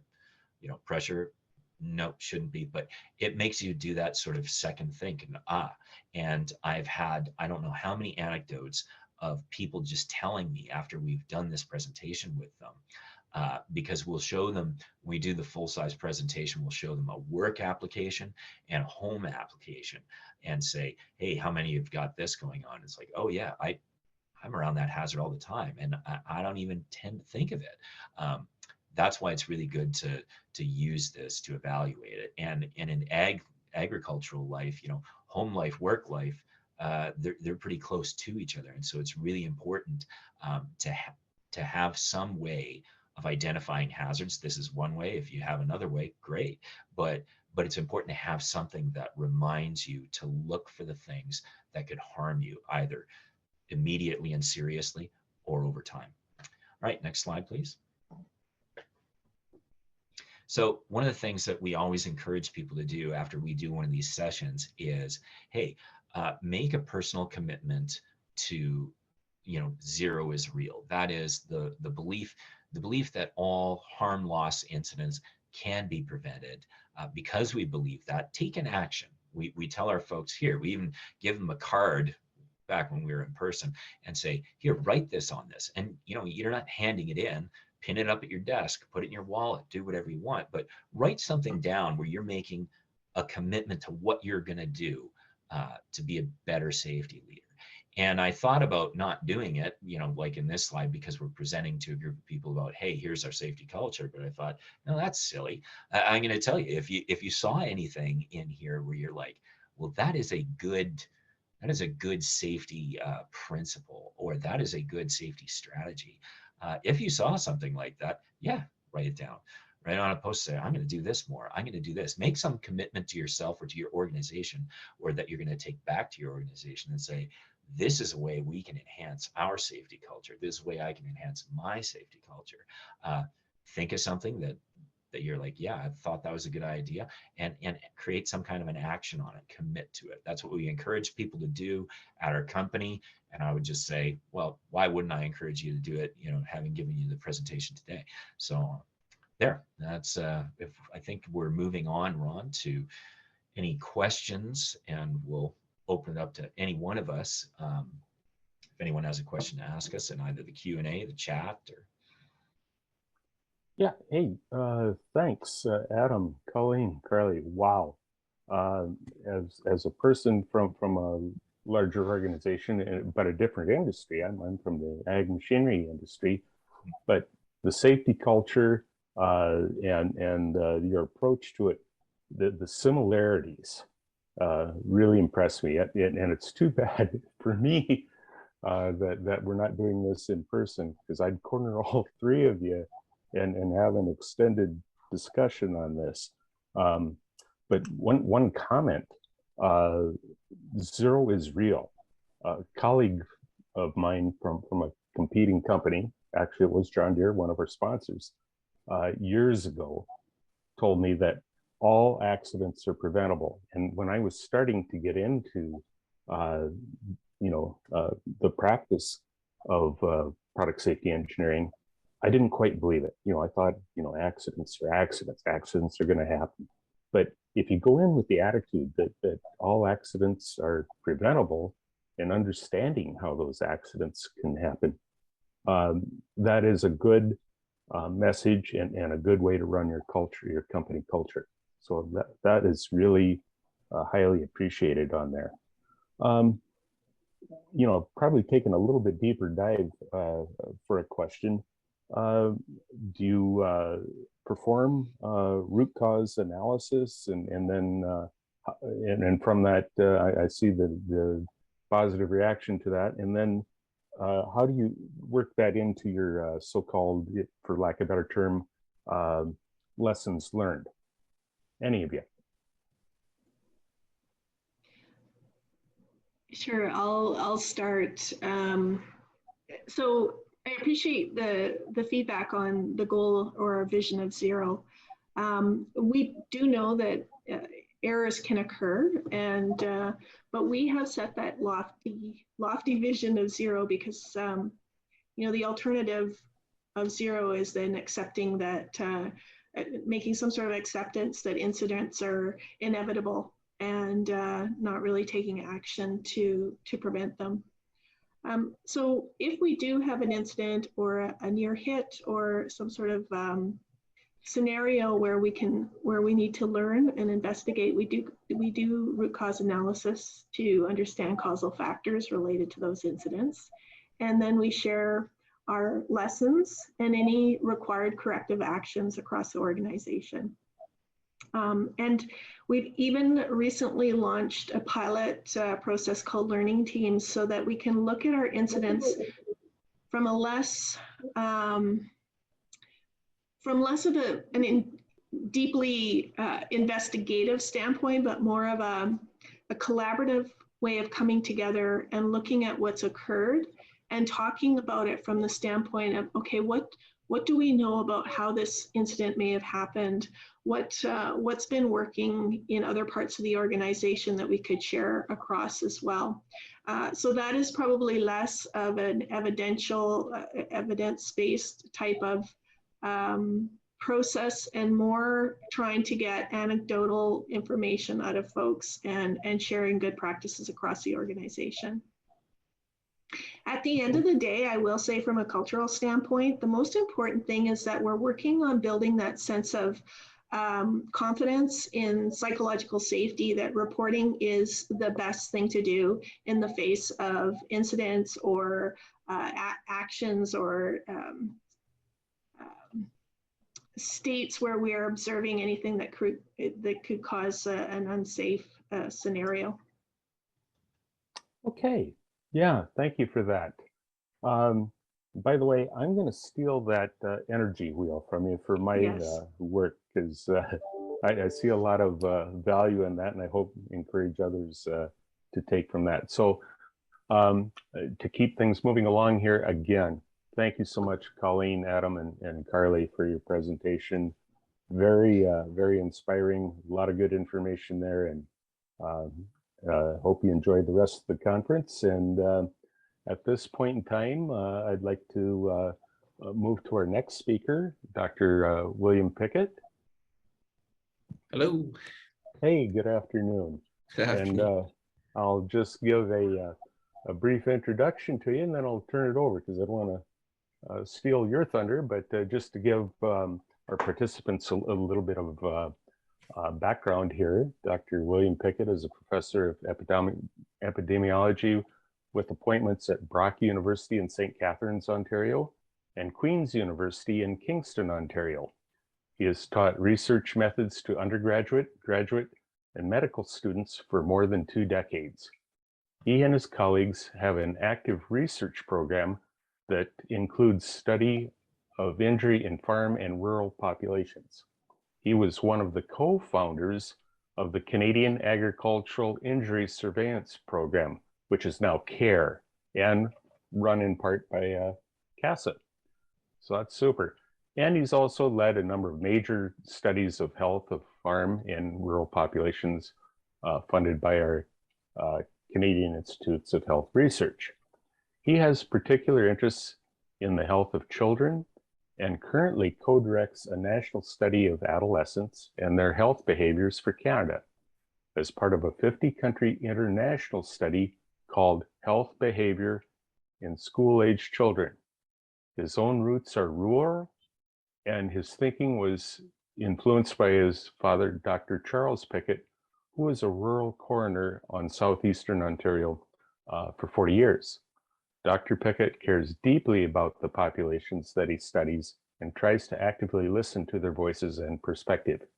He looks forward to presenting these ideas to the CASA audience and learning from your own experiences and thoughts about his research. With that, Dr. Pickett. Awesome. Well, I was very, I was flattered to actually be asked to be able to present to this audience.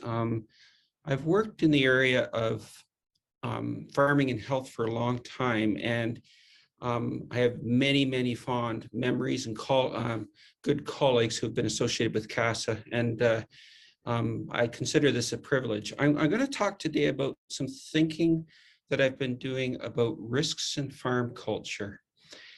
And essentially what we're going to cover in this talk, I'll introduce some of the surveillance work that talks about the burden of farm injury patterns, and then relate that to some social theory.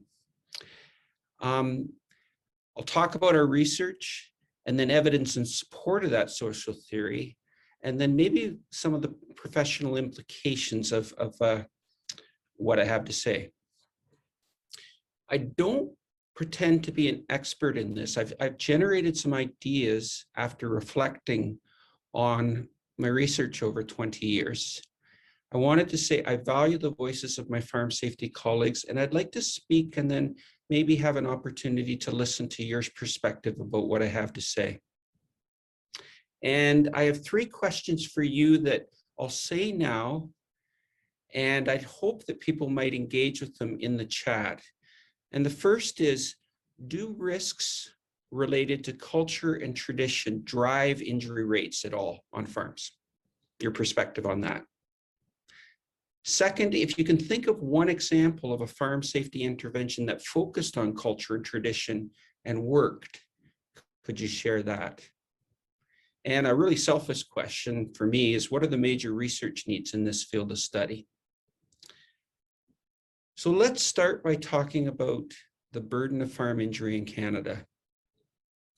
And the source of data for this actually comes from CASA, who support the what's called the Canadian Agricultural Injury Reporting Program. It used to be called CASP, and this has roots for me. I helped to organize this and start this more than 20 years ago, and it's a really valuable program. And just taking some data that was available on the web, there is a substantial burden, even still, on farms in terms of injury. The blue bars represent just simply the number of fatalities over a number of years, and there's a lot of people and a lot of story here. There is some good news, and things seem to be getting better over time. Part of that is attributable to the number of farms going down. So when you look at it on a per farm basis, and you actually calculate out a rate of injury, things are still going down, but maybe a little less pronounced than if you just look at the counts. And we know that there's some high-risk groups. If you look at this picture, we won't dwell on it, but this depicts sort of the burden in different age groups. And some things jump out on me. Like there's a lot more blue here once you hit the age of sort of 30 and 40. Second, there's rates presented here in the little bars and black bars and boxes. And a couple stand out for me. One is people who are over the age of 80, rates go through the roof. And in children, they seem to be concentrated in the very young. I think that's very interesting. And things we've learned along the way about this problem is that risk starts with the very young. When I was first doing this work, I was sent to the coroner's office in downtown Toronto to actually look at records of people that had died in farm accidents. And one of the things that we were interested in were children. And I would be brought the files every year, and they were old manila file folders. And there'd be a big pile of them, maybe about 3 feet high, which is a lot of death. But what was interesting about that pile was 2/3 of them were toddlers. Risks start with the very young. It continues through adolescence and young adulthood. And as children enter adolescence on farms, you start to get work-related things happening. Either early engagement with mechanized work or blunt animal trauma. But we also see sort of an evolution of risk and risk-taking in kids on farms in the adolescent years. And it remains in different ways throughout the lifespan. We see risks and lots of major injuries throughout life, including peaks in the elderly. And my sense of things is that there are some high-risk groups on farms, starting with toddlers, teenagers as they're learning, males in general, but male farm operators responsible for the most burden, and older farmers. And those represent groups that are sort of targets for prevention.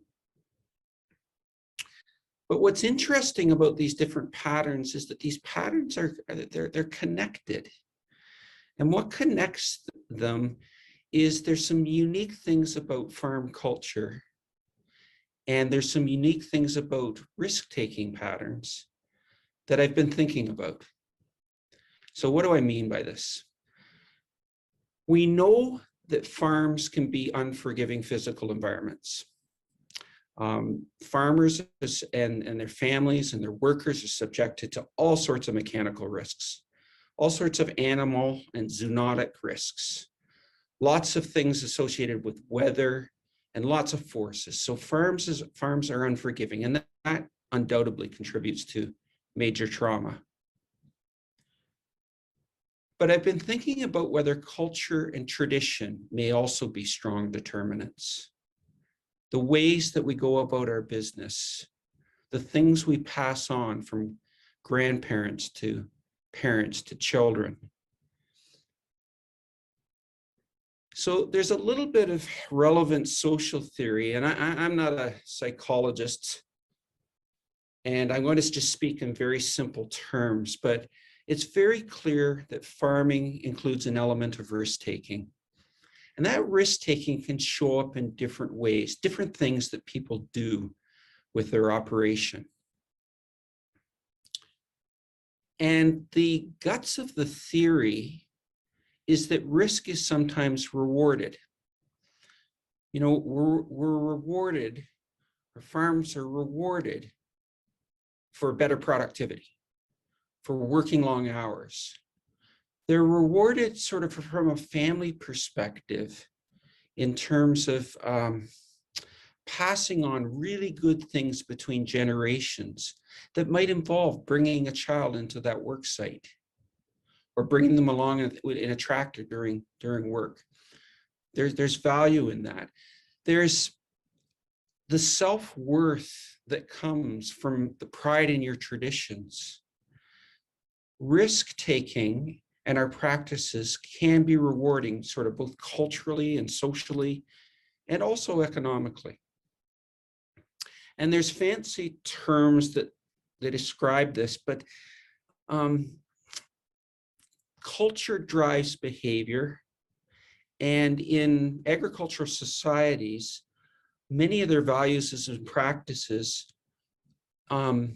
result in risk. And we see that risk in different ways. And that risk is actually valued because it actually is rewarding. So I'll talk a little bit about the research that has supported these ideas and give 4 or 5 small examples, what I'm talking about. Our funding base is the federal government, the Canadian Institute of Health Research for some of this. And they've funded us in Saskatchewan to study the health of agricultural populations for a large number of years. And there's been a number of major, what they call cohort studies done, where we're looking at determinants of health on farms, whether that's injury or whether that's respiratory health. We've also done some work in collaboration with funding from NIOSH in the States, in collaboration with the National Farm Medicine Center in the States, in Wisconsin. And that work focuses on child health on farms.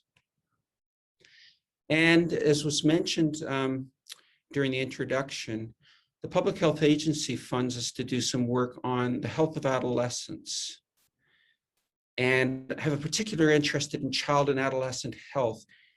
And I take part in the leadership of a Canadian survey called Health Behavior in School-Aged Children, or HBSC. And one of the wonderful things we've been able to do is actually figure out who the farm kids are and compare their health experiences to other children in Canada and internationally.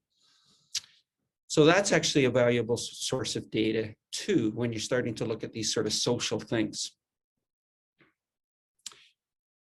So here's some evidence in support of what I'm talking about in terms of this sort of social theory around risk-taking. And it starts with this pattern, which I call a quiet epidemic. This is the cover of the Canadian Medical Association Journal from an issue that was about 7 or 8 years ago. And it was to reflect a study led by my friend and colleague in Kingston, Rob Bryson. And Rob and myself and others, we actually were really taken by the fact that we kept seeing the very little kids killed on farms across Canada. And in fact, at the time, you know, we were burying the equivalent of a small daycare every year. And you didn't hear about them that much because they happen here and there across the country, but it's a quiet epidemic. And this little guy on the tractor, I think, was sort of reflective of that. And what was really interesting is there's 3 basic patterns that are going on with toddlers. They're being drowned, you know, so they're either drowning in a pond or a cistern or, you know, or some little water body. They're being run over because the operator doesn't see them. Or there were extra rider deaths, as the last presenter was reflecting, you know, they may occur during a rollover, or they may occur when a child falls from a tractor and is mowed down. That led to some additional research that was led by my colleagues at the University of Saskatchewan, where they actually spoke with farm families and talked about the risks and benefits there are to actually the practice of bringing children into the work site. Because the common thing that was happening is that young families were taking risks with their kids. And they were doing it actually purposefully, and they were very articulate in sort of specifying the reasons. They understood the risks, but they understood the benefits too. And the key part about this is they were making this by choice. They were taking these, what an outsider might see as a risk of bringing a child into the workplace with them by choice, because yes, there was risks involved, but there was also a benefit that was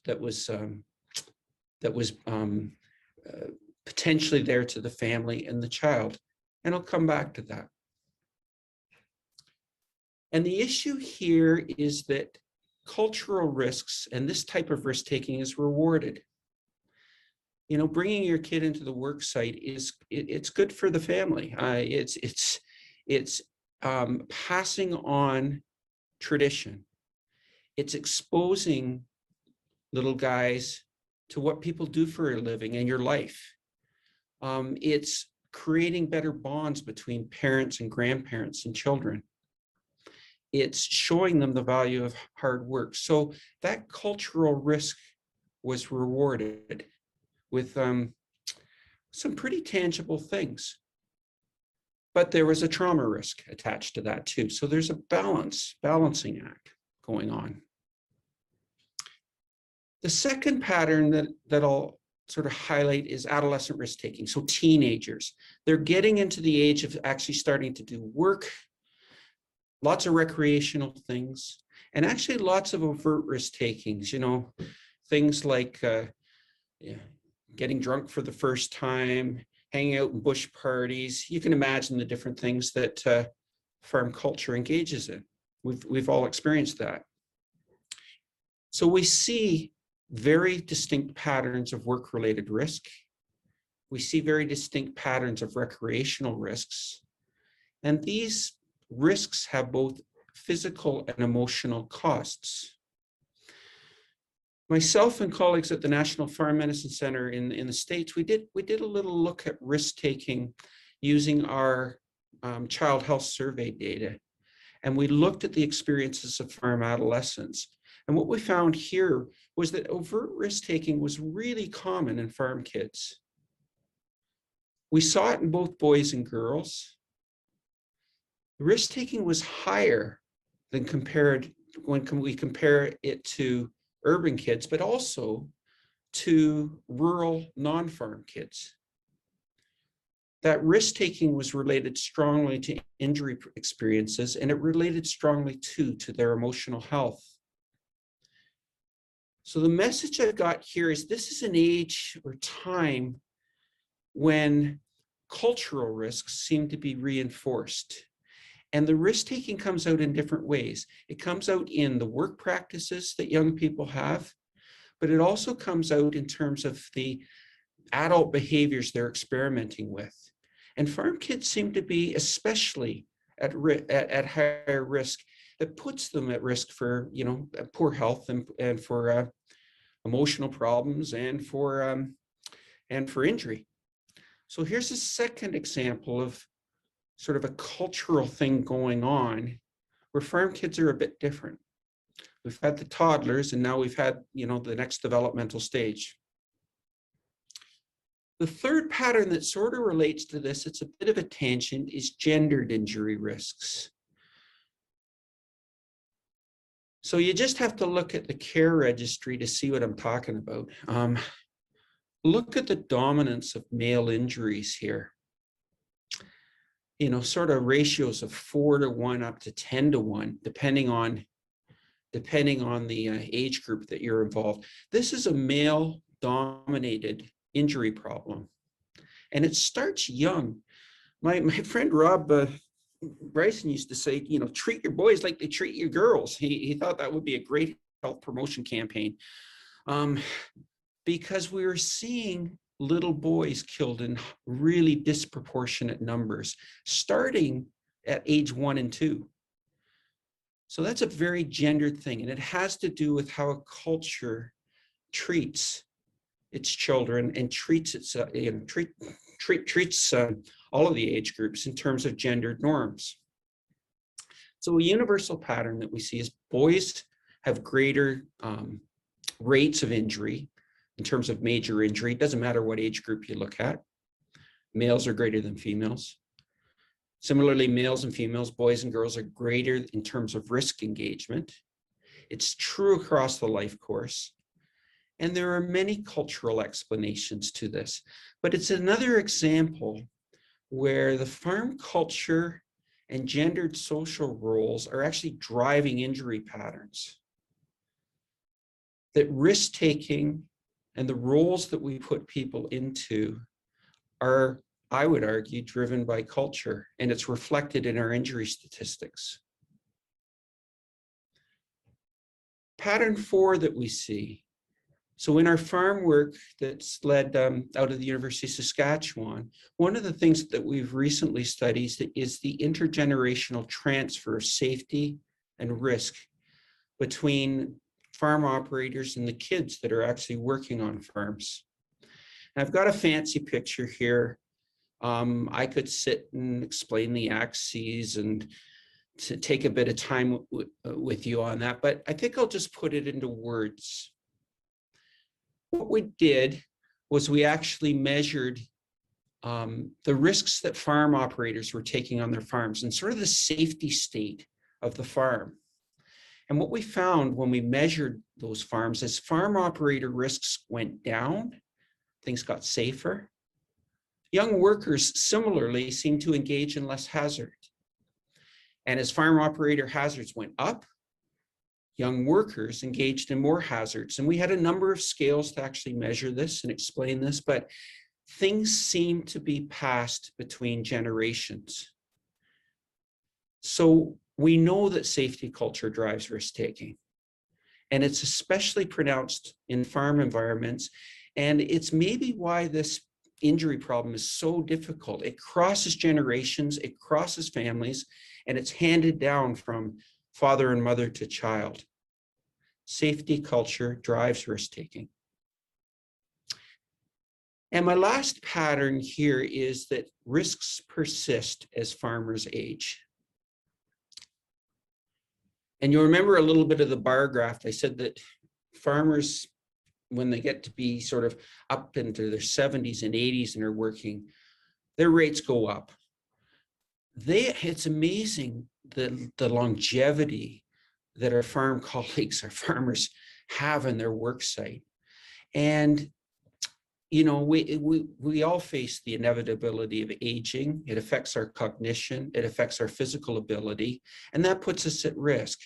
And older farmers are trying to do many of the things that they may have done at a younger age, but experience more hazard, and that is actually reflected in this bar graph. The safety environment that older farmers have matters a lot. And here's another fancy picture, and I'll just put this into words. As older farmers engage in more hazards, over time, the probability of injury catches up with them. And older farmers generally experience a lot more hazard, and the hazard is even worse on them than if they were younger in terms of their probability of injury. And that's what our statistics and data suggest. So just reflecting on that, I think that farming has normalized a lot of risks, even at the end of the age spectrum. And it might be why we see this preponderance of older people being killed on farms. So I'd like to think a little bit about some of the messages and implications that come out of this. Message number one is that we've documented through our research that engagement and risk occurs, and it certainly relates to injury on farms. Secondly, risk-taking and related injury is very gendered. You know, our young boys and males are getting hit more than girls and women, and that's to do with sort of cultural practices. And this may be changing with time, but that's what we see in our injury statistics, and that's a social phenomenon. Engagement and risk starts early. You remember the little toddlers. And it looks different by age. When we get into adolescence, we see it in the types of risks that kids are taking, overt risk taking, substance use and drinking and driving and that sort of thing. But And when we get into our older farmers, it's the condition of the farms that they have. Engagement in risk starts early and looks different by age.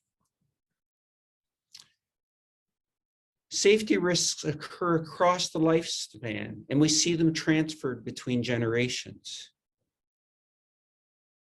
And I would like to say, when you actually speak with farm people, they speak very cogently about the risks and related injury experiences that they have. And they are often making informed choices about the risks that they are taking. And I say that with respect. But there's something common here that's sort of unique about farm culture. And that is, risk is sometimes embraced, risk is sometimes rewarded, and it occurs throughout the lifespan. And some of the lessons that we've learned from young farmers about this is actually sort of getting their perspective on things. So led by my colleague, Valerie Elliott and Jim Dossman and other people at the Canadian Centre for Health and Safety in Agriculture, I'm going to go back to that study where we actually talked to young farmers about their perspective and why they were choosing to engage in risks on their farms. This was a study about little kids, but I think it pertains equally to all generations. They documented a balance. Val came up with this beautiful schema that they're making choices and they're balancing risks and benefits. So when we look at the risks, they know they're exposed to grain hazards, moving grain hazards. They know that they're exposed to many hazards to do with livestock. They know the dangers that they experience. They know the effects of extreme weather, and they know if there's inadequate supervision that their child might be at risk. They know about chemicals. This is a very educated audience. But they're making choices to engage in risks with their children, and I think this goes throughout life because they see benefits. Their practices meet the needs of their families. There's many positive health impacts of their risk-taking. They develop skills, they pass on culture, they build character in their children. They allow young children, young workers to have experiences and opportunities. And there are financial benefits to the farm of taking risks. So there is this sort of balancing act going on, and the benefits of it sometimes exceed the risks, and that puts people at risk for injury. So I had 3 questions for you at the beginning that I wanted to put in chat, and I'm going to revisit them. And I'd just be interested in if any of you have any reaction to this. And the 3 questions are: 1, do you actually believe this? This is just me thinking deeply across the studies that we've done and thinking about culture and whether or not the farm culture is actually driving the farm injury problem in any way across the lifespan. Do you actually believe that? Secondly, if you've got examples where health and safety professionals have actually successfully intervened with cultural beliefs and practices, I'd be interested in hearing about that. And if you got any tips for me as a researcher, what types of research are needed in that area? So I'd like to thank you for your attention, and thank you in advance if you have any thoughts. And that ends my presentation. Okay, thank you, Dr. Pickett, for your information here. Certainly, many of us, most of us would be familiar with the CARE report and the work that you've done, and I really appreciate that. It's good to see that trend line continues to decrease, and I think that's a part of most people being an active part of it. As a machinery manufacturer, I can speak from trying to improve the safety of a product, the guarding, shield, looking at alternatives of designs that can contribute that. But there's some other aspects too, the livestock handling and chemical handling, other aspects of that. But the trend line hasn't gone to zero yet by any stretch of the imagination. But the good news is it's headed in the right direction. And I'd add to that. I remember when I was first working in the area, working with Steve Zrodek from the Farm Safety Association in the Ontario, and he showed me data from the 50s and 60s, and it was atrocious. So I think you can take some heart. Things are getting better. Well, let's hope so. Let's let's keep that going. I see in the chat here, Robin from CASA says, "No riders and tractors. It's easier to bury a tradition than a child," and that's from the NFMC, and it's made an impression on her. That kind of message. Yeah, and that was a major social media campaign that actually came out of the work that was done with little toddlers, and we contributed to that. And it was actually dissuading people from actually bringing kids onto tractors. And the tradition was sort of what I talked about. You're bringing kids into the work site because you think you're doing good, and in many ways you are. Mm-hmm. But there is a hazard there, and the hazard is just sort of the balance is out of whack. And they were trying to get that message across in a novel way. Yeah. And from a personal experience, a former employer, some of the work that I'd done, I was in training and publications for a period of time before I got into the engineering work and now the product safety work. But I was out on a photo shoot one time, and somebody from the marketing segment, and I won't try not to throw them under the bus here, but because they're trying to promote that, hey, the farm, there's families live on farms, it's a very family oriented environment, and they wanted to get a photo shoot with some kids up in the cab, with the father and the mother serving a meal on the back of the tailgate of the pickup and all that. And when we went back and reviewed, after that, it sounded like a good idea at the time, but in retrospect, we realized we were sending the wrong message. That no, kids are in farm, but we should be promoting, age appropriate tasks for operating a piece of machinery, but not encouraging kids to ride along on the machine. It's not a daycare system. Yeah, and that reminds me of a program that again came out of the National Fire Medicine Center in the States, where they're actually working with journalists and the media to try and, when something happened to a child, not to depict it sort of sentimentally, and not to actually use images that would actually promote the behavior, which I think is what you're sort of referring to, Carl. Yeah. Mm-hmm. Yeah, exactly. And again, we put a sign. I'll speak from my company, but others in the industry, we put a safety sign in the cab that indicates that extra riders are not welcome there.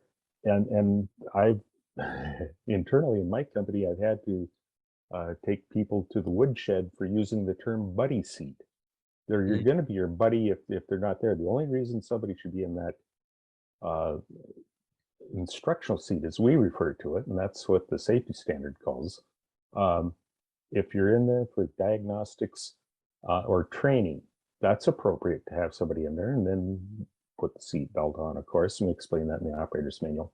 But it's not a buddy seat. It's not a place for somebody to come out and go for a ride and have a visit and all that sort of thing. It's not a social thing. And that's from my perspective. But Andrea also suggests that the idea that risks are being rewarded. So people won't be taking risks is interesting. How can you encourage people to stop taking risks when they benefit from them? And that's been kind of a common theme over the past couple of days. How would you respond to that, please?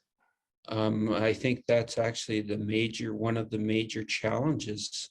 This is a very complex problem, and you have to change social norms. And what I know about sort of behavioral theory is you have to get enough people within the community, within the farm and agricultural population, to say enough is enough. We have to do business differently. And you actually have to change the sort of social norm and the acceptability of risks. And I think the one with little kids is sort of motherhood. That's something that I think most people would agree that a 2-year-old doesn't have a chance. And if you can actually change the norm, using any available public health means, whether it's educating people or whether it's putting something in terms of a family policy in place, or whether it's actually putting a rule and regulation in place, you go after the norm and try and get enough people to change. That's how we change drinking and driving practices in our country. That's how we changed seatbelt laws. Enough people said, no longer, and then the political people gradually took notice. That's my sort of gut reaction. Yeah. We've got a comment too, talking about kids that the access barriers to rural childcare can be a contributing factor too. The non-presence or lack of presence of childcare, and that sort of goes into the realm of the political arena, but it's a factor. Yeah, and I do agree with that, because rural childcare can be expensive and it can be quite a ways away.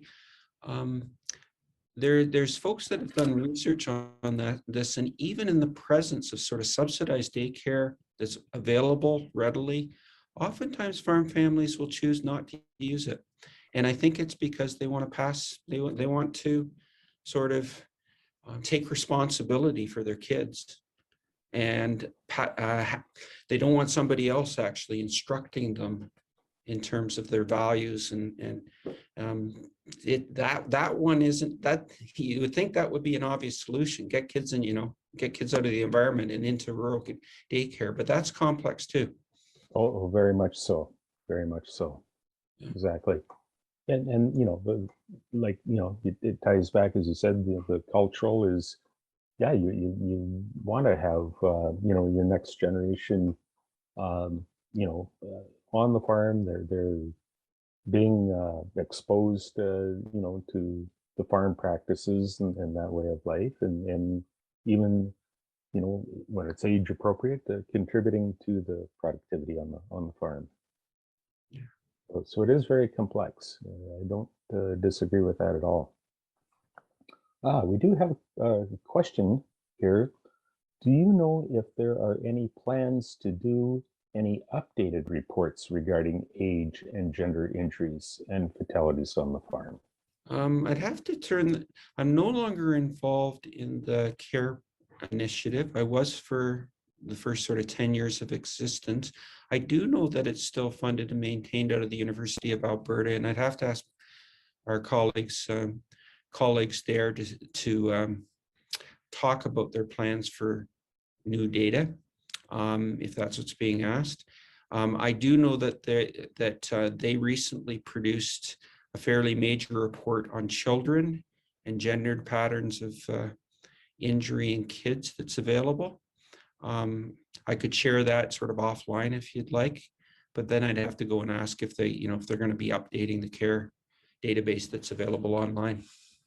Sure, and that's probably a task for Andrea and staff as a follow-up from the conference here. It's a very good question. I've always been intrigued by the CARE reports and previously the CASE reports. What type of incidents, and of course the industry that I'm engaged in, the specifics that we saw from that. It's good information. It's reassuring that the trend line is headed down, but where are the gaps and what do we have to do? One thing that would be useful, and again, I'm speaking from a particular industry, but when there are farm incidents, sometimes it's very generalized that a tractor was involved, but you don't have the specifics. What was the age of the machine? What was the model? So you know the size and the power. What operation was being performed? Who was performing that operation? You mentioned, older people, and let's take, for example, something that's quite common is, there might be somebody from the older generation assigned to do the ditch mowing, and they may be using an older tractor, and so the risk there of overturn and using a tractor that may not have been fitted with a ROPS, and those are all kind of contributing elements, but maybe that's an area of additional research. Can we get better data, that will help us make decisions?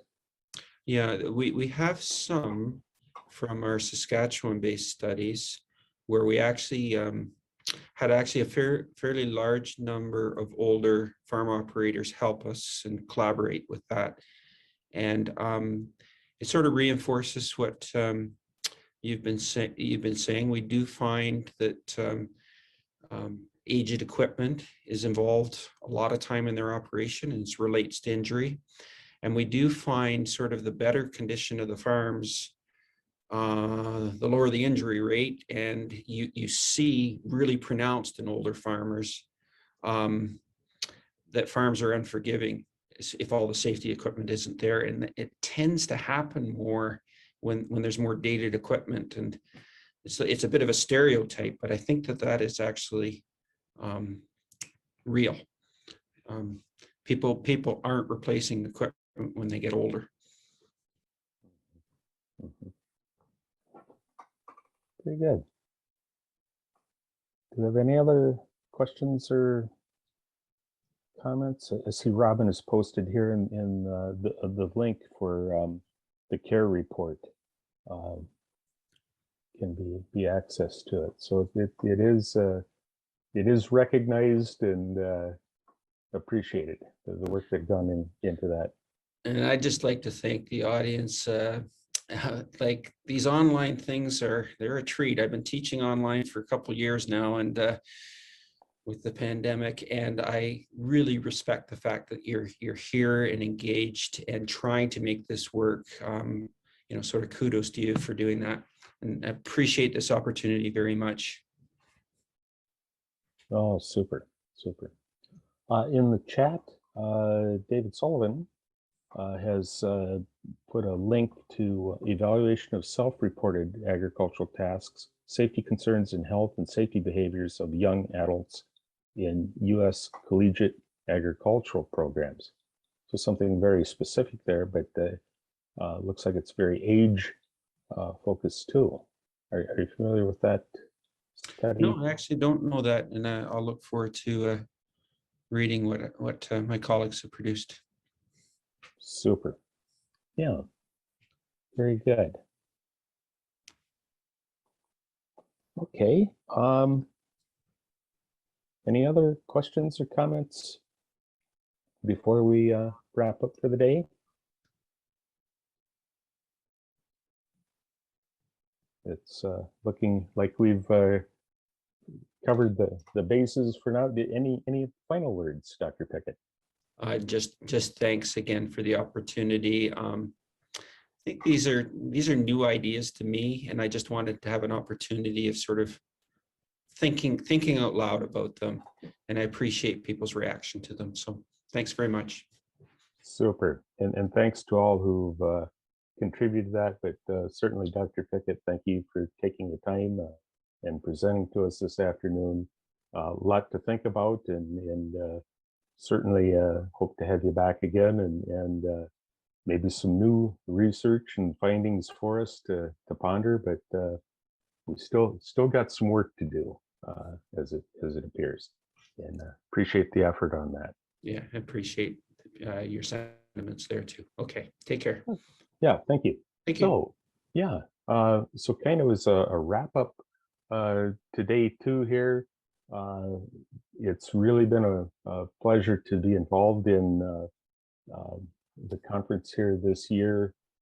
It has been challenging that we haven't been able to meet together, but the level of content that we've seen over the past couple of days and the amount of engagement looks like CASA, we've got a lot of work to do, but we've come a long ways too.